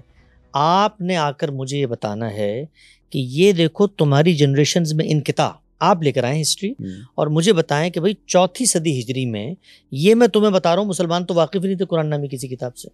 5ویں صدی ہجری میں تو یہ دیکھو انقطاع ہے. میں تمہیں بتا رہا ہوں یہ مسلمانوں کے علماء ہیں, یہ کہتے ہیں ہم تو جانتے نہیں قرآن کیا, یا ان کے پاس یہ قرآن موجود ہے, اس قرآن کے اندر تو 15 اور صورتیں جو تمہارے قرآن میں ہے نہیں. یہ آپ کو ہسٹری سے لا کر دینا ہے. میں ہسٹری کے ذریعے قرآن پروف نہیں کر رہا. ہسٹری بڑا کمزور میڈیم ہوتا ہے, ناقص میڈیم ہوتا ہے. میں کنسنسس کے ذریعے کر رہا ہوں, اسٹیبلش فیکٹ کے ذریعے کر رہا ہوں. تو یہ چیز فرق سمجھنے کا ہے کہ قرآن مجید کا معاملہ یہ نہیں ہوا کہ رسول اللہ نے ایک نسخہ لکھا, سرکاری سطح پہ لکھا گیا, اور لکھنے کے بعد انہوں نے حوالے کر دی اپنے جانشین کے, اور ان جانشینوں نے آگے اپنے پاس محفوظ کر دی, اور آج ہمارے پاس میوزیم میں موجود ہے. قرآن مجید ہر فرد کے پاس موجود ہے, ہر فرد کے نسخے تھے, ہر فرد اس کو لکھ رہا تھا. اللہ کا پیغمبر دنیا میں بیٹھا ہوا ہے, وہ قرآن بتا رہا ہے, لوگ لکھ رہے ہیں. اس کے بعد ایک اور زائد اہتمام ہوا. اب میں آپ کو بتاتا ہوں جو زائد اہتمام, وہ زائد اہتمام کیا تھا کہ نسخے موجود ہیں, لیکن رسول اللہ نے جب لوگوں کو پڑھنے کی بھی اجازت دی کہ بھئی ایسے بھی پڑھ لو, اور پھر اس کے بعد اس چیز پر پابندی لگا دی گئی. جب قرآن کی تلاوت مکمل ہو گئی, نزول مکمل ہو گیا, اس کو دوبارہ ترتیب دیا گیا, تو اس موقع پر کچھ لوگوں نے وہ جو پرانی قرات تھی وہ پڑھنی شروع کی, وہ پڑھ رہے تھے. تو ان کو لوگوں نے جا کر کہا کہ بھئی یہ قرآن مجید مرتب شکل میں موجود ہے, یہ ہزاروں لوگوں کے پاس موجود ہے, تم کیوں پڑھ رہے ہو؟ انہوں نے کہا میں رسول اللہ نے اجازت دی تھی. انہوں نے کہا اجازت منسوخ ہو گئی ہے خود قرآن کی روشنی میں. اب اس موقع پر اسٹیٹ کی سطح پر سیدنا عثمان کا جو کارنامہ ہے, میں آپ کو ایک مثال سے سمجھاتا ہوں. بھٹو صاحب نے پاکستان کے اندر ایک لا بنایا قرآن کے بارے میں. انہوں نے کہا جب بھی قرآن چھپے گا وہ ایک پروسیس سے گزرے گا, ٹھیک ہے نا. اس سے پہلے کیا لوگ قرآن مجید سے واقف نہیں تھے؟ یا بھٹو صاحب کے اقدام سے پہلے قرآن مجید کہیں چھایا نہیں ہوتا تھا؟ گورنمنٹ کا کوئی لا نہیں تھا اس سے پہلے، لا بنایا گورنمنٹ نے کہ اب قرآن مجید چھپے گا تو اس کو یہ 4 قاری پڑھیں گے، اس کی تصحیح ہوگی. کیوں؟ کیونکہ کاتب لکھتا ہے، کوئی لفظ غلط نہ ہو جائے، کوئی چیز نہ. پہلے بھی غلطی ہو جاتی تھی، اس غلطی کو 10 لوگ ٹھیک کر لیتے تھے، بھائی یہ تمہارے نسخے میں غلطی ہو گئی، بالکل ٹھیک ہے. تو کنسنسس کھڑا ہوتا ہے. تو سیدنا ابوبکر نے جو کام کیا وہ یہ کیا کہ اسٹیٹ کی سطح پر اس کا اہتمام کیا. حضرت عثمان، سیدنا عثمان نے اسٹیٹ کی سطح پر یہ اس بات کا اہتمام کیا کہ اب کوئی ایسا نسخہ جو لوگوں کے پاس پہلے سے موجود تھا، جس میں کسی چیز کو پڑھنے کی اجازت دی گئی تھی، وہ بھی نہیں ہوگا. سرکاری سطح پہ پورے کے پورے عالم اسلام میں نسخے پہنچائے بھی گئے، اور وہ نہ بھی پہنچاتے، بھٹو صاحب قانون نہ بھی بناتے، تاج کمپنی قرآن نہ بھی چھاپتی، تب بھی پوری کی پوری نسل ہے مسلمانوں کی، کروڑوں کی تعداد میں، وہ کنسنسس کے ذریعے نسل در نسل جیسے اسٹیبلش ہسٹوریکل فیکٹ منتقل کرتی ہے. اور قرآن کا تو ایک اور کمال ہے، وہ یہ ہے کہ صرف ٹیکسٹ نہیں ہے، ٹیکسٹ کی ریڈنگ بھی اس کے اوپر ثبت کی گئی ہے. یہ جو اعراب آپ کو نظر آتے ہیں یہ ریڈنگ ہے، یعنی جب آپ بولتے ہیں عربی زبان تو آپ کو زبر زیر پیش بولنا ہوتا ہے، وہ ریڈنگ بھی ثبت کر دی گئی، یہ پڑھنا کیسے ہے. تو اس پوری چیز کو نسلوں نے آگے منتقل کیا ہے. اس میں کسی کو ہسٹری کی روشنی میں اعتراض کرنا ہے، اس کو ہسٹری لا کر دینی ہے، مجھے اس کو بتانا ہے کہ بھائی ہسٹری میں تمہاری یہ کتاب. حضرت عثمان غنی نے جس نسخے کو مرتب کیا، کیا وہ نسخہ آج کہیں موجود ہے؟ نہ ہو اچھی بات ہے. میں سر پوچھ رہا ہوں ہے یا نہیں. ہم یقین سے نہیں کہہ سکتے کہیں ہو، نہیں ہونا بھی نہیں چاہیے. نہیں ہونا چاہیے. کیوں ہونا چاہیے؟ اس لیے کہ وہ ایک نسخے پہ ریلائی نہیں کر رہے. بھائی اربوں نسخے ہیں، اربوں نسخے ہیں. نسخے پہ تو وہ تب ریلائی کریں کہ جیسے ایک نسخہ ان کے پاس ہے، باقی کسی کے پاس کوئی نسخہ ہی نہیں ہے. صرف فور ریکارڈ میں پوچھ رہا ہوں کہ آپ کے خیال میں وہ نہیں ہے؟ نہیں ہے. اچھا، بہت سارے نسخے ان کے بارے میں کلیم کیا جاتا ہے، وہ کہتا ہے توپ کاپی میں کچھ یہ بہت اختلافات ہیں اس میں. لیکن میں ایک سیکنڈ کے لیے مانتا ہوں کہ نسخہ پایا نہیں جاتا، کوئی فرق نہیں پڑتا. توپ کاپی والا میں نے دیکھا ہے، وہ اس کے اوپر پہلے نہیں، لیکن اب انہوں نے لکھا ہے کہ یہ وہ نہیں ہے عثمان والا، بلکہ انہوں نے لکھا ہے یہ اس کا 100 سال بعد والا بھی نہیں ہے. کوئی فرق نہیں پڑتا اس سے. اس کی وجہ میں بتاتا ہوں نا. آپ کہہ رہے نسخہ ہوتا تو میرے لیے ڈاؤٹ فل چیز تھی. اگر نسخہ ہوتا نا کوئی ایک، میرے لیے ڈاؤٹ فل چیز تھی. مجھے کیا پتا وہ نسخہ رات کو کسی چور نے اٹھا کے تبدیل کر دیا. مجھے کیا پتا کوئی یہودیوں نے اپنا نسخہ بنایا ہو اور سیدنا عثمان والے نسخے کی کاپی بنا کے مجھے دے دی ہو. نسخہ ڈاؤٹ فل چیز ہے. جن مسلمانوں کی جن لوگوں کی آپ حافظے پہ اعتبار کر رہے ہیں، حافظے پہ نہیں، صرف حافظہ نہیں ہے، صرف حافظہ نہیں، وہ حافظہ لکھا ہوا منتقل ہو رہا ہے. میں اسی کی بات کروں کہ کلیکٹیو حافظے پہ آپ نے شروع میں اعتبار کیا، کیونکہ آپ نے خود کہا کہ تواتر سے منتقل ہونا زیادہ اہم ہے. تو ان کی حفاظت پہ کیوں نہیں آپ اعتبار کریں گے؟ کن کی حفاظت؟ آپ نے کہا کہ اگر موجود ہوتا تو مجھے ڈاؤٹ ہوتا کہ شاید کسی نے چینج نہ کر دیا. وہ اس ایک نسخے کو 1 ارب لوگ سنبھال کے رکھتے ہیں نا. 1 ارب نہیں، ظاہر ہے مسلمانوں کی کوئی اتھارٹی اس کو سنبھال. ضرورت کیوں ہے اس کو؟ ان کے پاس اپنے نسخے موجود ہیں. اچھا، اب ایک اور بات، چلیں اس بات کو نا کنکلوڈ کرتے ہیں، آگے چلتے ہیں. ایک اور اس میں صرف مجھے ایک بات آپ بتائیں، آپ کے خیال میں حافظہ انسانی تہذیب کی ایڈوانس شکل ہے یا تحریر ایڈوانس شکل ہے؟ دیکھیے، حافظہ اور تحریر دونوں ایوالو ہوئے ہیں اور دونوں ڈیولپ ہوئے ہیں. تحریر جو آپ کو آج نظر آتی ہے رسم الخط، وہ بھی وقت کے ساتھ ساتھ ڈیولپ ہوئی ہے. اور حافظے کا ایڈوانس شکل کیا ہے؟ ایڈوانس شکل سے مراد کیا ہے؟ دیکھیں، حافظہ ایک بایولوجیکل چیز ہے جو ایک پڑھے لکھے اور غیر پڑھے لکھے، ایون کسی میں بھی جو انسانوں کے علاوہ بھی مخلوقات ہیں، ان کا بھی تھوڑا بہت حافظہ ہوتا ہے. ٹھیک ہے، لیکن جو چیز انسان کو بہت آگے لے کر گئی ہے میرے خیال میں وہ تحریر ہے، نہ کہ حافظہ. ٹھیک ہے، تو کیا فرق؟ تو میرے خیال میں تحریر ایڈوانس چیز ہے، حافظہ انسانی تہذیب میں ایک پریمیٹیو چیز ہے. کیا فرق پڑتا ہے اس سے؟ یعنی ہوگا، ممکن ہے آپ کی بات ٹھیک ہو، اس سے قرآن کی بحث پہ کیا سوال ہوتا ہے؟ نہیں، وہ آپ نے جو بات کی نا کہ تواتر سے آیا، تواتر صرف حافظہ نہیں ہوتا، تواتر عملی ہے، اجماع ہے الفاظ کے اوپر، لوگ پڑھ رہے ہیں. اور تواتر عملی کا مطلب ہے لوگ لکھ رہے ہیں، اس کو لکھی ہوئی فزیکل ٹینجیبل چیز آگے منتقل ہو رہی ہے. اچھا، آج کی دنیا میں جتنے مسلمان موجود ہیں، اب تک آتے اتنے فرقے، اتنے اسکول آف تھاٹ، اور کئی جگہوں پر اتنا زیادہ اختلاف کہ پاکستان میں ہی جہاں آپ بیٹھے ہیں، یہاں ایک طبقہ یہ کہتا ہے کہ جس پر آپ کو گستاخی کا احتمال ہے اسے مار دیا جائے، یا اس کو اسٹیٹ پکڑ لے یا پھر ہم مار دیں گے. جبکہ آپ جیسے لوگ اور بہت سے اور اسکالرز اس بات کو نہیں مانتے کہ گستاخی کیا ہے اور کیا نہیں ہے، اس معاملے کو ڈیل کیسے کرنا چاہیے. بس یہ ایک اختلاف ہے نا. ٹھیک ہے، اور بڑا سنگین اختلاف ہے یہ، اس کو آپ یہ نہیں کہہ سکتے کہ یہ بہت مائنر سے اختلافات ہیں، اسی طرح کے سنگین اختلافات ہیں، جیسے کہ اسلامی ریاست قائم کرنی چاہیے یا نہیں، اگر کرنی چاہیے تو کیا وہ عالمگیر ہوگی، اور اگر عالمگیر قائم کرنی ہے تو اس کے لیے کس حد تک جانا ہے۔ سید مودودی میں اور آپ لوگوں میں بھی بہت اختلاف ہے۔ تو اگر ایک ہی کتاب ہے، عربی بھی ایک ہے، فہم بھی ایک ہے، اور تواتر سے چیزیں بھی منتقل ہوئی ہیں، تو یہ بود المشرقین کیوں ہے؟ اتنا فرق سمجھ میں؟ اچھا، سب سے پہلے تو مجھے ایک چیز بتائیے گا، اتنے پہلے مجھے یہ فرقے بتائیے یہ فرق ہے کہ نہیں؟ آتا ہوں میں اس نہیں کے اوپر، نہیں، بالکل صرف بتاؤں بتائیں، گا، نہیں فرق نہیں ہے فرق ہے؟ میرے نزدیک۔ ایک شخص آپ نے کہا فہم بھی ایک طریقے سے منتقل ہو رہا ہے، دنیا میں کبھی کوئی دنیا متکلم کو آپ چھوڑ نہیں، دیں، کوئی دین کے معاملے میں دین کے انسانوں کو معاملے دیا کی نا، بات کر رہے ہیں انسان کو دیا بھائی، دین جو ہے وہ کوئی آسمانی چیز اس طرح سے نہیں ہے، اس نے انسان سے گفتگو کرنی ہے۔ دین آسمانی چیز ہے، آپ کہہ رہے ہیں آسمانی آسمانی نہیں؟ چیز اس طرح سے نہیں ہے کہ وہ آسمان پہ کہیں بیٹھی فرشتے پڑھ رہے ہیں، انسان نے پڑھنا ہے اس کو، آسمان سے اتر کے انسان کے ہاتھ میں آ گئی ہے۔ جب انسان کے ہاتھ میں آئی ہے تو اب انسان کی جتنی کمیاں ہیں، جتنی کوتاہیاں ہیں، ان کا اطلاق ہوگا اس کے اوپر۔ یعنی اللہ تعالیٰ نے قرآن کے ساتھ ساتھ انسان کو فرشتہ نہیں بنا دیا، انسان ہی ہے۔ ایک چیز میں آپ سے عرض کرتا ہوں، آپ نے کہا اتنے فرقے ہیں، ان تمام فرقے جو کچھ موجود ہیں ان کا قرآن الگ ہے؟ نہیں، قرآن تو ایک ہی ہے نا، ہاں، قرآن تو ایک ہی ہے۔ اس کا مطلب کنسنسس سے پوری امت مسلمہ اختلافات کے باوجود قرآن تو پہنچا رہی ہے۔ لیکن اس کا فائدہ کیا ہے جب ایک جملے کی تشریح ایک گروہ یہ کرتا ہے کہ انسانوں کو مار دینا چاہیے، ایک سمجھتا ہے کہ نہیں مارنا چاہیے۔ کیوں کرتا ہے وہ؟ اتنا فرق کیوں کرتا ہے؟ کبھی اصل فرق تو یہ کبھی غور کیا کیوں کرتا ہے؟ یعنی میں پوچھنا چاہتا ہوں، میں اس کو سمجھتا ہوں کیوں کرتا ہے، لیکن میں اس پہ آپ سے بات میں بتاتا ہوں کیوں کرتا ہے۔ اس لیے کرتا ہے کہ جس وقت تک آپ ٹیکسٹ کو پڑھنے کے لیے، انٹرپریٹ کرنے کے لیے، اس کی تفہیم اور تبیین کے لیے ٹیکسٹ کو اصل نہیں مانیں گے اور ٹیکسٹ کے اندر سے ٹیکسٹ کو نہیں سمجھیں گے تو ہمیشہ مس انٹرپریٹیشن ہوگی۔ لیکن ہوا کیا؟ ہوا یہ کہ پروفٹ اس کو ریزالو کون کرے گا؟ ٹیکسٹ کرے گا۔ ٹیکسٹ پر ہی تو مسئلہ ہو رہا ہے، اس کی تشریح پہ۔ تشریح پہ کیسے مسئلہ ہو رہا ہے؟ آپ مثال کو لے لیں، قرآن مجید آپ کہتے ہیں کہ کہتا ہے کہ جی جس نے توہین کی مار دو، آیت پڑھیں، کہاں کہتے ہیں؟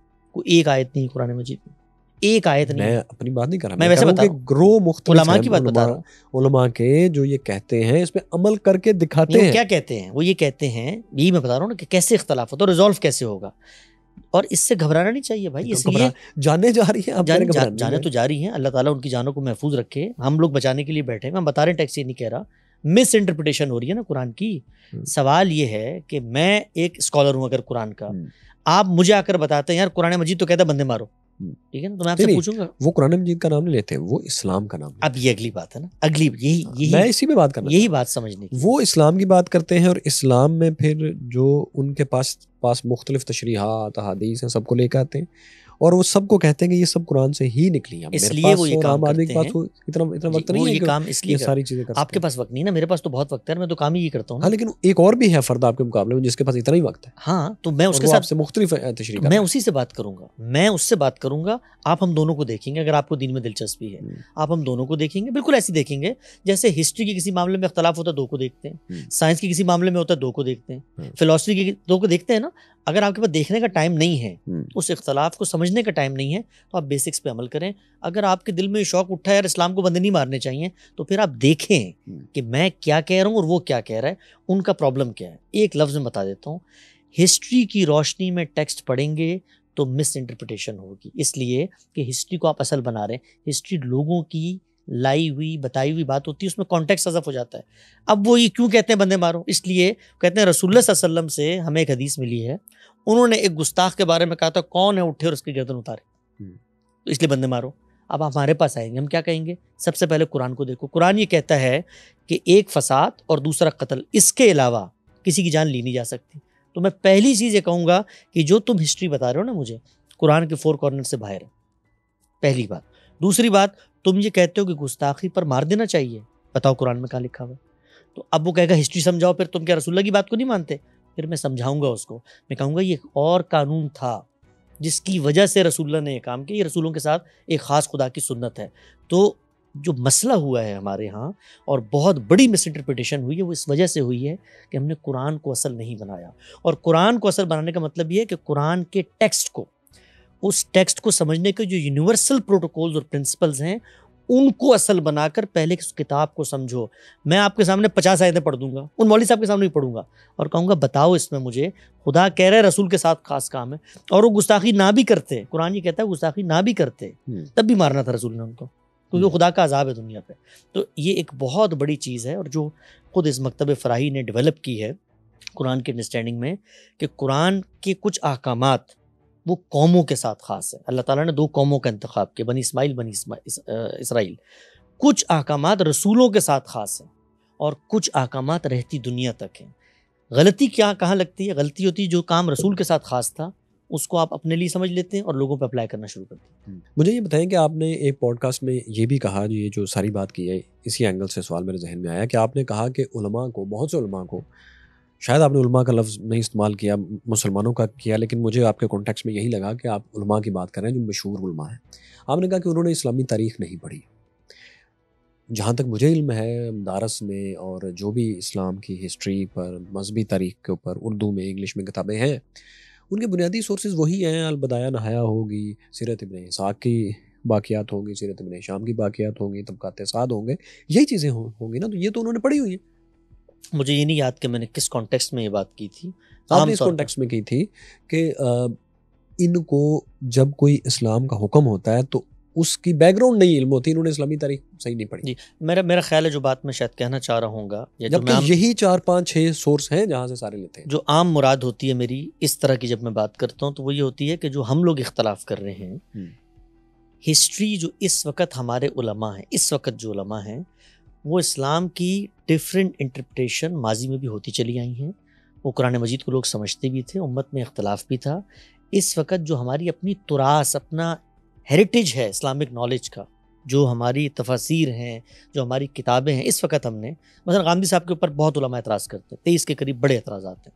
ہم نے ان کے اوپر ایک سیریز کی اور یہ بتایا کہ یہ جو باتیں غامدی صاحب کر رہے ہیں یہ ایسا نہیں کہ پہلی دفعہ انہوں نے کر دی, بہت ساری باتیں پہلی دفعہ بھی کی ہیں, لیکن بہت ساری باتیں جو ہسٹری میں اور لوگ بھی کرتے چلے آئے ہیں.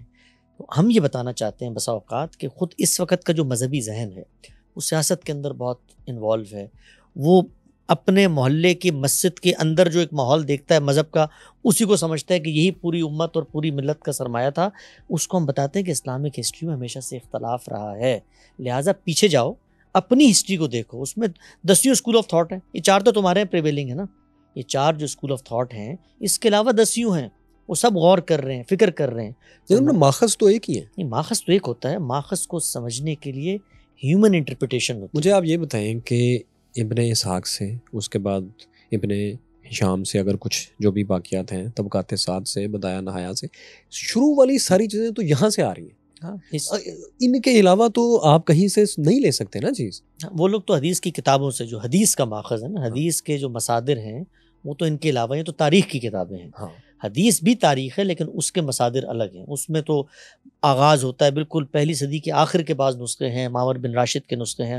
میں یہ کہنا چاہ رہا ہوں کہ حدیث اسلامی تاریخ نہیں ہے.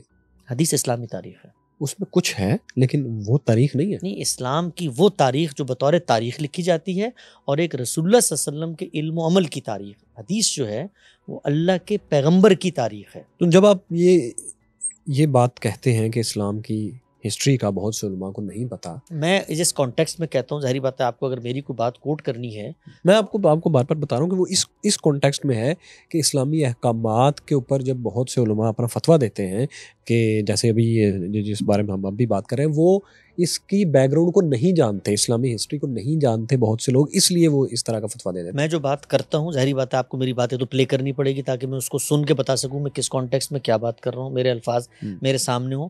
لیکن اگر آپ سوال کریں تو میں یہ کہوں گا کہ آج کے دور میں جو بہت سے علماء, اچھا چلیں آپ اس کو مجھے نئے سرے سے بتائیں. آپ سوال پوچھیں. کیا آپ پاکستان میں علماء کو اردو میں جو بات کرتے ہیں, پنجابی میں بات کرتے ہیں, ان کو یقیناً سنتے ہیں یا نہیں سنتے؟ سنتے ہیں. اچھا, آپ کو لگتا ہے کہ وہ اسلامک ہسٹری کے, مستند ہسٹری کے کانٹیکسٹ میں درست بات کر رہے ہوتے ہیں, یا کئی دفعہ آپ کو لگتا ہے کہ وہ نہیں ٹھیک بات کر رہے ہیں؟ بہت ساری جگہوں پہ لگتا ہے نہیں کر رہے, بہت ساری جگہوں پہ لگتا ہے جب آپ کو لگتا ہے وہ ٹھیک نہیں کر رہے, تو اس میں آپ کو غلطی کیا نظر آتی ہے؟ کانٹیکسٹ سمجھنے کی. ایگزیکٹلی یہی آپ نے کہا ہے. تو میں وہ پوچھ رہا ہوں کہ وہ کیوں کانٹیکسٹ نہیں سمجھیں گے جب کہ وہ 8-8 سال पढ़े हुए उलमा होते हैं, ये तो उन्होंने आप- कोर्सेज किए होते हैं। ये सवाल तो आपको उनसे पूछना चाहिए, मुझसे तो आप ये पूछें। आपको क्यों इसलिए लगता है? इसलिए लगता तो आपको है ना? इसलिए लगता है, क्योंकि उनको लगेगा कि आप गलत कह रहे हैं। इसलिए लगता है कि जब वो कोई बात बताते हैं, मिसाल देता हूँ मैं आपको, छोटी सी मिसाल देता हूँ, वो ये कहते हैं भाई तस्वीर बनाना हराम है दीन में। कहाँ आया है? हदीस की किताब में आया है, ज़ाहिर बात है रसूलुल्लाह की हिस्ट्री में आया है। अच्छा जी, हिस्ट्री में आया है तो इसका कॉन्टेक्स्ट क्या है? इस हिस्ट्री को आप समझते कैसे? खुद हदीस की तमाम जो नरेशन अच्छा, आप अब जमा ये करें। जो कॉन्टेक्स्ट है ये तो कुरान पाक से बाहर होगा फिर। नहीं, कुरान पाक तो अभी नहीं समझ रहे ना हम, हाँ। हम तो हिस्ट्री को समझ रहे हैं। हमने तो सबसे हुक्म पहले की बात की ना हम। जी हमने कहा हुक्म जो हाँ, इस्लाम हुक्म का। तस्वीर का हदीस से बयान करते हैं ना। वो ये कहते हैं, वो ये तो नहीं कहते कुरान ने कहा है तस्वीर हराम है, वो ये कहते हैं हदीस में आया है तस्वीर हराम है। हम उनको ये कहते हैं कि सबसे पहले तो भाई कुरान को देखो, कुरान में ऐसी कोई चीज़ नहीं है। अब हिस्ट्री को भी तुम समझना चाहते हो ना, तो हिस्ट्री का भी कॉन्टेक्स्ट समझो। खुद हिस्ट्री ये बात बताती है कि जिन तस्वीर की बात हो रही है वो शिर्क की गर्ज से बनाई गई तस्वीर है। मिसाल देता हूँ मैं आपको, आपने देखा होगा हर आलिम ये टखने से ऊपर पांचा करता है, देखा होगा ना, मजहबी आदमी होने की निशानी है। क्यों है? वो कहते हैं रसूलुल्लाह ने फरमाया जिस शख्स के पांचे नीचे होंगे जहन्नम में जलाए जाएंगे। रसूलुल्लाह की हिस्ट्री से एक बात लाके बयान कर रहे हैं। हम क्या कहते हैं? हम ये कहते हैं कि भाई जहन्नुम में अगर किसी शख्स को जलना है तो उसकी कोई वजह होनी चाहिए। ये कपड़ा ऊपर नीचे करने से कोई जहन्नुम में नहीं जलता। कुरान ने कुछ प्रिंसिपल्स बताए हैं, जाओ हिस्ट्री में कुरान की रोशनी में दोबारा से रीडिस्कवर करो कि क्या कॉन्टेक्स्ट था। हमने हदीस पे काम किया है, 40,000 से ज़्यादा रिवायतों पे काम किया है। हमारा मजमूआ अभी छप रहा है, वो 40,000 रिवायतें कुल मिला के 350 इवेंट्स हैं।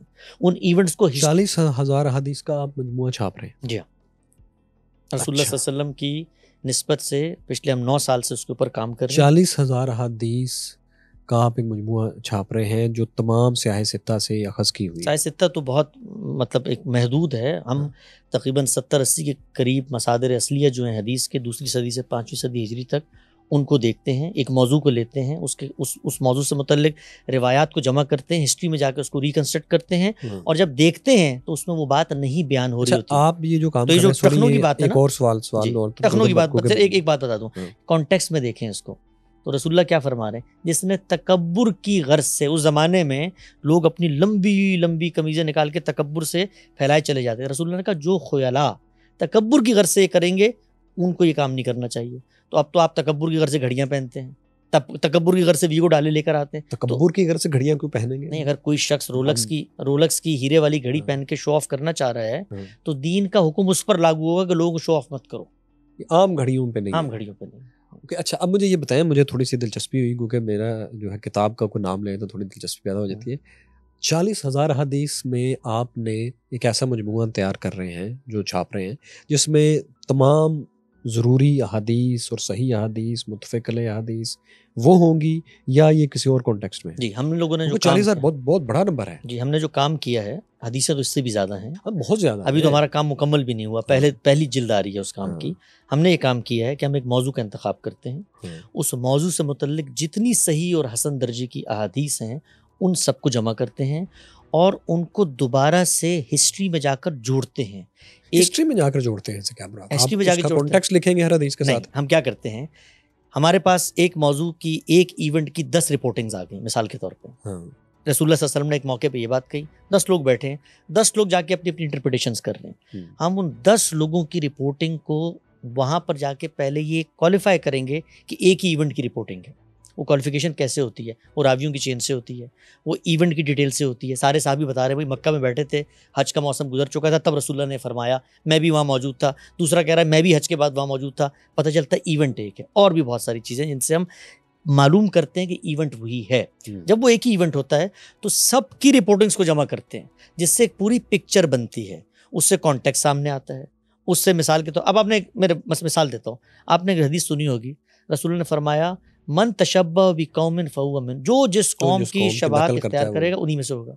मौलवी साहब ये पढ़ते हैं जुमे की मस्जिद में ऐलान करते हुए, ये पेंटें पहनी हुई है, रसूल ने फरमाया मन तशब्बह बिकौमिन फहुव मिन, कहते हैं ना। बिल्कुल कहते हैं। अब हम क्या करते हैं, पूरी ये रिवायत है का, किसी ने इतना सा जुमला नकल कर दिया, असल रिवायत क्या है, पूरी रिवायत क्या है, कहाँ पर सबसे पहले आई, सब मिल के क्या कह रहे हैं उसके बारे में, उसको दोबारा से जाकर डिस्कवर, हदीस की किताबों में डिस्कवर करते हैं और फिर उससे एक पूरा का पूरा टेक्स्ट इंसर्शंस करके बनाते हैं। जब आप एक रिवायत पढ़ते हैं तो गोया आप 70-80 रिवायतों का मुताला कर रहे हैं। तो इसी रिवायत को आप देखें, अगर आप इसका कॉन्टेक्स्ट जानेंगे تو سر پکڑ کے بیٹھ جائیں گے کہ بات ہی کچھ اور ہو رہی ہے، اس کو کفار کی پینٹوں پہ اور ٹائیوں پہ لگا کے کا مشابہت نہیں کر سکتے. لیکن دیکھیں آپ جو 40,000 احادیث جمع کر رہے ہیں، ان کو چھاپ رہے ہیں، تو ایسا نہیں آپ کو لگ رہا کہ بہت سے لوگ یہ کہیں گے کہ کیا آپ اسلام کو ری انوینٹ کر رہے ہیں؟ نہیں، اسلام تو حدیث کا نام ہی نہیں ہے. اسلام تو نام ہے قرآن اور سنت کا.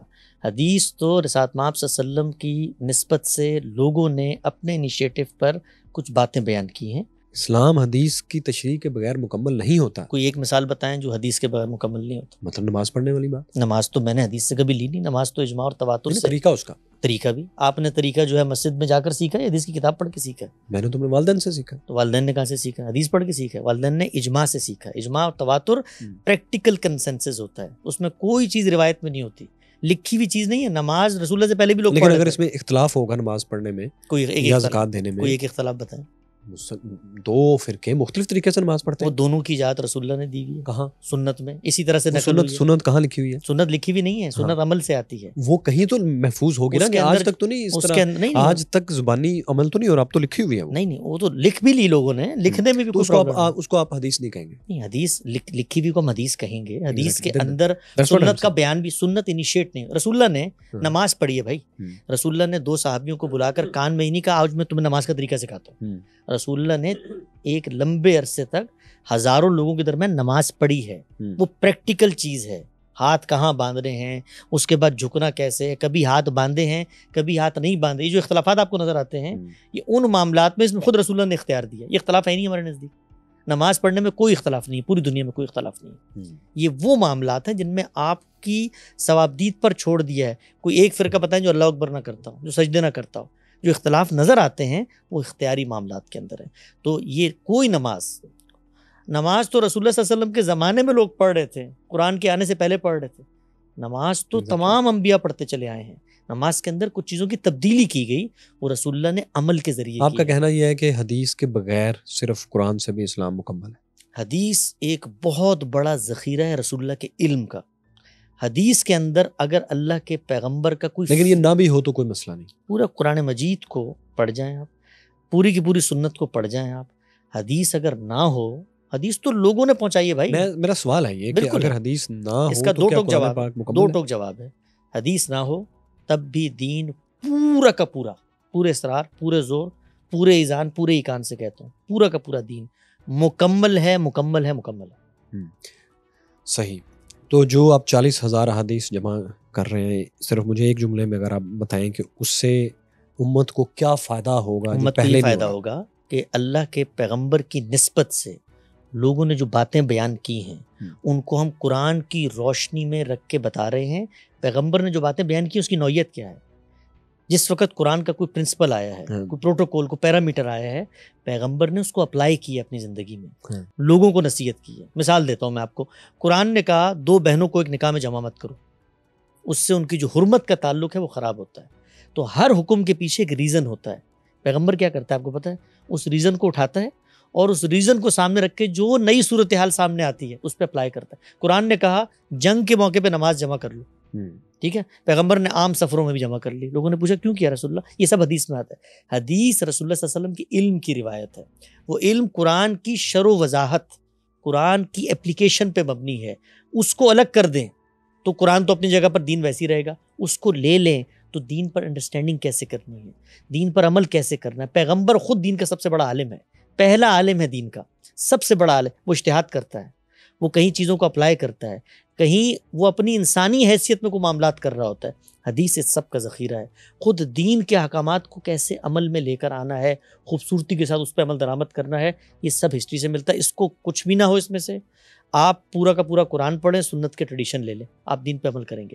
یہ علم کی ضرورت ہے. سنت کی ضرورت تو پھر بھی پڑ گئی نا، قرآن پاک سے آپ کو باہر تو آنا پڑ گیا. سنت حدیث میں نہیں ہے. نہیں حدیث بے شک نہیں، لیکن آپ نے جو اس طرح کہا ہے کہ صرف قرآن کافی ہے، قرآن کافی تو نہ ہوا. قرآن جو بات کر رہا ہے، سنت قرآن کے حکم ہی کی تعمیل ہے. قرآن کہتا ہے نماز پڑھو، نماز کہاں پائی جاتی ہے؟ قرآن پیغمبر کو یہ کہتا ہے، خود پیغمبر کہ اس کے ساتھ آپ کو کچھ اور بھی چاہیے. کچھ بھی نہیں چاہیے. جو کچھ اور آپ ہسٹری میں لے کے جا رہے ہیں وہ نہیں چاہیے. جو چاہیے وہ میں آپ کو بتاتا ہوں. اچھا مجھے ایک اور بات بتائیں کہ کیا مذہب میں یعنی اسلام میں تمام انسان برابر ہیں یا اس طرح ہے کہ صرف مسلمان برابر ہیں؟ تمام انسان کس کے نزدیک کس حیثیت میں برابر ہے؟ یعنی اللہ کے نزدیک برابر ہے انسان، آخرت کے لیے برابر ہیں، دنیا میں حکومت کے لیے برابر ہیں، کس کانٹیکس میں برابر ہے؟ حقوق کے اعتبار سے، حقوق کے اعتبار سے بالکل برابر ہے، تمام انسان برابر۔ اور اگر ایک مسلم ریاست ہو تو اس میں رہنے والا غیر مسلم اور مسلمان اور ایک کافر اور ایک مجوسی اور ایک یہودی اور ایک ہندو، تمام کے رائٹس برابر ہیں۔ اسلام کی نظر میں جو مسلم ریاست اور غیر مسلم ریاست ہوتی نہیں، اسلام کی نظر میں جمہوری ریاست ہوتی ہے یا استبدادی ریاست ہوتی ہے؟ تو اسلام کہتا ہے اپنے جمہوری ریاست بنانی ہے۔ جب آپ جمہوری ریاست بنائیں گے، خود قرآن نے بتا دی ہے، پرنسپل بتا دیا، امرہم شورا بینہم، مسلمانوں کا نظم اجتماعی ان کے باہمی مشورے پہ مشتمل ہو۔ کہاں بتایا ہے امر و شورا بینہم کا امرہم مطلب؟ شورا بینہم، اس کا مطلب ہے مسلمانوں کا نظم اجتماعی، مسلمانوں کا، نہیں اس میں نظم اجتماعی تو کہیں نہیں ہے، امرہم ان کے درمیان جو معاملہ ہے، امرہم ان کے درمیان نہیں، فی الامر ہم یشاورون ہم ہو گیا جمع، ہاں امرہم ان کے درمیان، کن کے درمیان؟ مسلمانوں کے درمیان، جو بہت سارے لوگوں کے درمیان جو امر ہوگا اس کا فیصلہ ہوگا مشورے سے۔ کیسے یہ اچھا، اب یہ تو ایک ایسی بات ہے کہ جو میرا نہیں خیال کہ دنیا کی تاریخ میں کسی سویلائزیشن میں اس بات کی نفی کی گئی ہو کہ مشاورت سے فیصلہ نہیں ہونا۔ جب آپ جمہوری بات کرتے ہیں تو وہ ایک پولیٹیکل سسٹم ہے جو بہت بعد میں ایوالو ہوا، ڈیولپ ہوا اور ابھی تک ایوالو ہو رہا ہے، جبکہ اسلام کی ابتدائی تاریخ میں جس جمہوری لفظ سے اب لوگ اس سے جو مطلب لیتے ہیں وہ نہ تو ایتھینین ڈیموکریسی تھی، نہ ہی اسلامی خلافت والی ڈیموکریسی تھی، اور نہ ہی رومن امپائر والی اس کے ریپبلک والی ڈیموکریسی تھی، بالکل سٹارٹ والی بیفور جولیس۔ تو وہ تو بالکل اور چیز ہے۔ جو آپ بات کریں یہ تو ایک دانش کی بات ہے جو میرا نہیں خیال کسی اور جگہ پر نہ ہو کہ مشورے سے کام کرنا چاہیے۔ جی، اسلام نے ایک پرنسپل دیا ہے، اس پرنسپل کو انسانوں نے اپلائی کرنا ہے۔ آپ نے کہا کہ یہ قرآن پاک میں ہے، مجھے بتائیں کہاں ہے؟ میں بتا رہا ہوں آپ کو، اسلام نے ایک پرنسپل دیا ہے، اس پرنسپل پہ انسانوں نے عمل کرنا ہے۔ وہ پرنسپل کیا ہے؟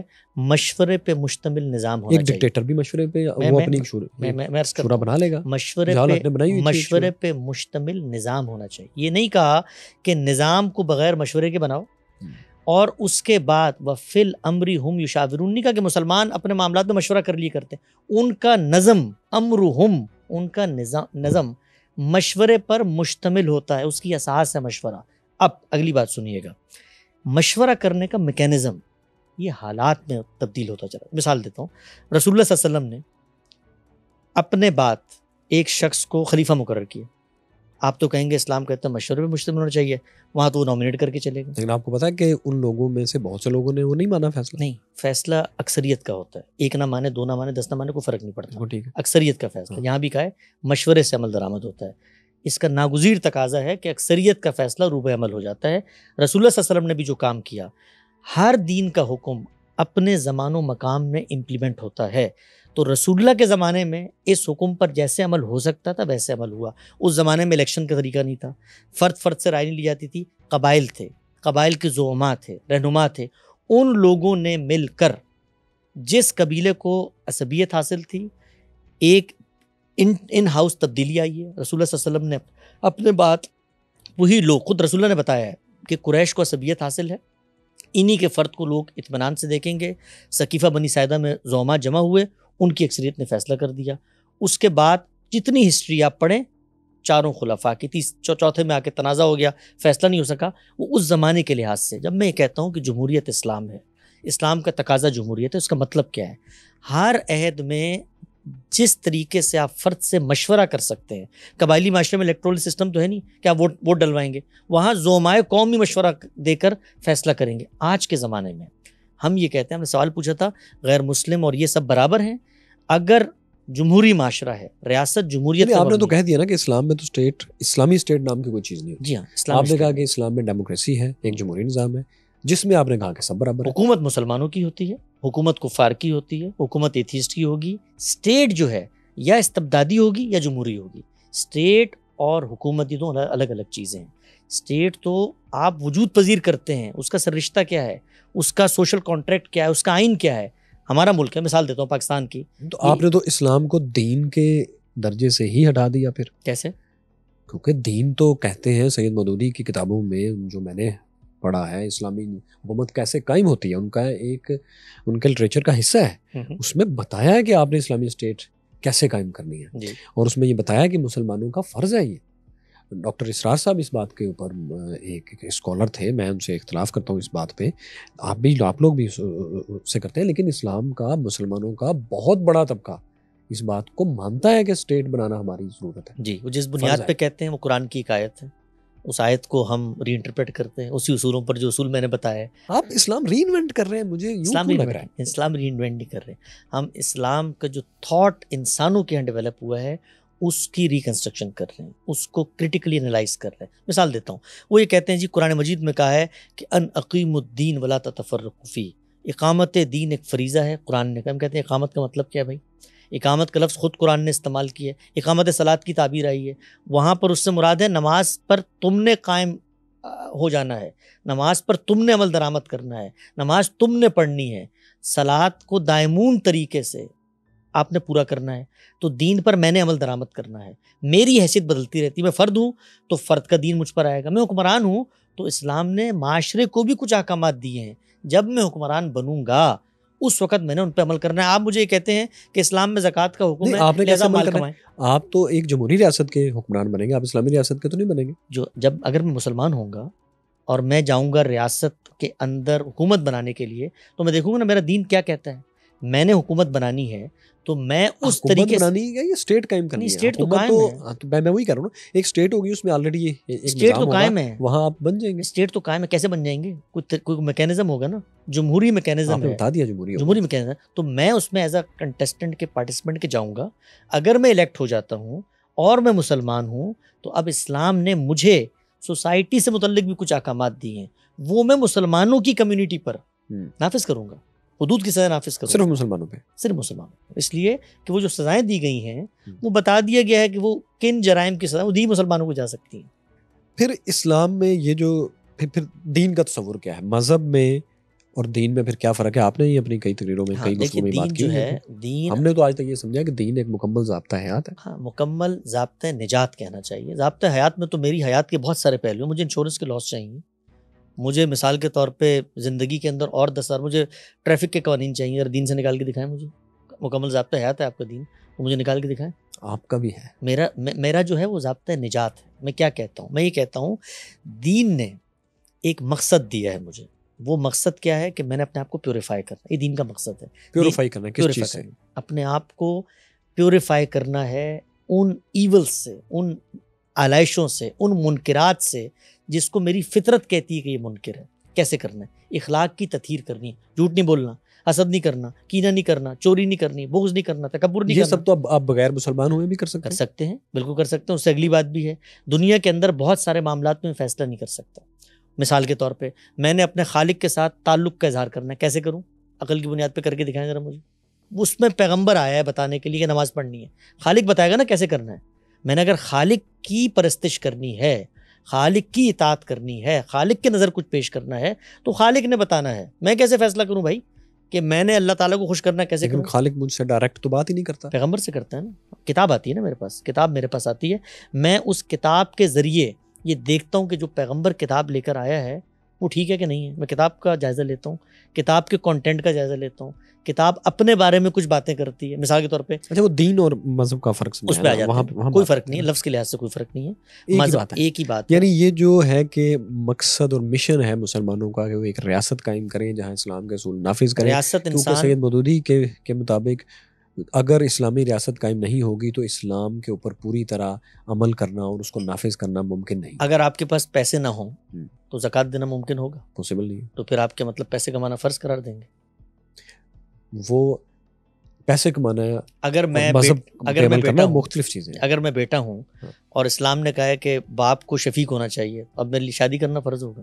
یعنی آپ کے مطابق کہ اسلامی ریاست کا قیام اسلام میں فرض نہیں ہے. ریاست انسان بناتا ہے اپنی ضرورت کے تحت. یہ دنیا میں جن لوگوں نے ریاست بنائی ہوئی ہے اس وقت, ہر جگہ پہ ریاست ہے نا, اسلام کو پڑھ کے بنائی ہے. بھائی ریاست ایک فطری ضرورت ہے, کس چیز سے پیدا ہوتی ہے؟ ریاست اس احساس سے پیدا ہوتی ہے کہ میری جان مال آبرو کا. لیکن میرے خیال یہاں تھوڑی سی کنفیوژن ہو رہی ہے. ایک ہے communist state, one party system, ایک ہے ریپبلک, ایک ہے فیڈریشن, ایک ہے مونارکی. مختلف طرح کی اسٹیٹس ہیں, اسٹیٹس تو ہیں. جب وہ لوگ وہ مکتبہ فکر جو کہتا ہے اسلام کو اسٹیٹ بنانی چاہیے، وہ یہ کہتا ہے کہ اسٹیٹ وہ جس میں سسٹم اسلام کا ہو، جیسے اب ایک فیڈریشن کا، جیسے میں نے یہ سارے سسٹم اسلام کو سسٹم دیتے ہی نہیں، اسلام اسٹیٹ کا کوئی سسٹم نہیں دیتا. کوئی سسٹم نہیں دیتا. اسلام صرف بنیادی اصول بتاتا ہے. پہلا اصول میں نے آپ کو بتایا جمہوریت پر مبنی ہوگی، باقی کچھ چھوٹی چھوٹی چیزیں وہ بھی اخلاق پر مبنی ہیں. بھائی ان لوگوں کے مطلب پھر اصول تو دیتا ہے نا، وہ اصول دیتا ہے، سسٹم نہیں دیتا. سسٹم پتہ ہے کیسے کہتے ہیں؟ یعنی سسٹم کا مطلب یہ ہوتا ہے بھائی پھر وہ کس لیے دیا؟ اگر اسٹیٹ بنانی نہیں تو پھر اسلام نے وہ سسٹم کیوں دیا؟ اس لیے کہ آپ بنانا چاہیں تو آپ کے سامنے اسلام کی ہدایت ہو. اس کا مطلب ہے کہ بنا سکتے ہیں، بنا سکتے ہیں، لیکن فرض نہیں ہے آپ کا یہ موقع. میں اور آپ آج فیصلہ کر رہے ہیں کہ ہم دونوں نے ایمیزون کے جنگل میں جا کے رہنا. آپ تو میرے ساتھ جائیں گے نہیں، میں اکیلا چلا جاؤں اگر تو میں نے جا کے رہنا ہے وہاں پہ. اسلام کی مجھ پہ کوئی قدر نہیں. میں وہاں جا کر عبادت کروں، میں وہاں جا کر اللہ کے حقوق پورے کروں، جو کچھ ہے. ویسے ایمیزون کے جنگلوں میں جانے والا ایڈونچر اچھا ہے، اگر جایا جا سکے تو جانا چاہیے. تو اسلام آپ پر یہ لازم بن گئی ہے اسٹیٹ، اب وہ آئے گا. بھائی اگر جمہوری انداز سے نہیں بناتے لوگوں کی اختلفی ہوگی. اچھا تم مسلمان حکمران ہو نا، کچھ تم پر دینی ذمہ داری ہے. مثلا اسٹیٹ کے اندر جمعہ پڑھاؤ گے نا، تم نے پڑھانا ہے جا کے جمعہ، اگر تم حکمران ہو. یہ مسجد مولویوں کی ذمہ نہیں کرنی. یہ ہے ذرا یہ اسلامی نظام بتائیں مولویوں کو، آپ سے پوچھیں گے وہ کہیں گے نہیں چاہیے والا اسلامی نظام. اسلامی نظام جو اصل ہے، جو دین کے مطابق ہے. غامدی صاحب نے اپنے ایک مضمون میں اسلام ریاست جوابی بیانیہ ان 10 احکامات کو لسٹ کر دیا ہے جو معاشرے سے متعلق ہیں. اسلام اصلاً فرد کو مخاطب کرتا ہے، فرد کی ڈفرینٹ کیپیسٹیز ہیں. میں آج فرد ہوں، کل اسکول کا پرنسپل ہوں، پرسوں ایک قاضی ہوں، ترسوں میں ایک ریاست کا سربراہ ہوں. سربراہ بنوں گا، مسلمان اکثریتی ملک ہے تو میں جو قانون دین نے مجھے دیا ہے مجھے اس پر عمل کرنا ہے.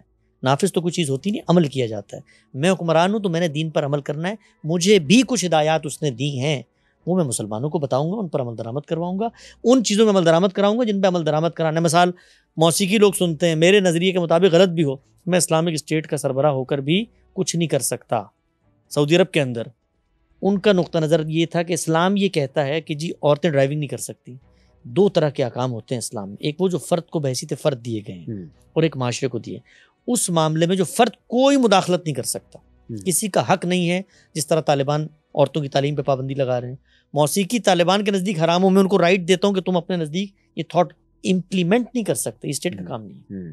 تو مسلمانوں کا حکمران آئے گا، اگر وہ مسلمان ہے جمہوری انداز میں معاملات کو لے کے چلے گا، اور اس کے بعد پارلیمانی جمہوریت، صدارتی نظام، متناسب نمائندگی، 5 سال کا الیکشن، BD سسٹم، یہ دین کا موضوع نہیں ہے. سسٹم کیا بناتا ہے؟ فیڈریشن کا بناتا ہے.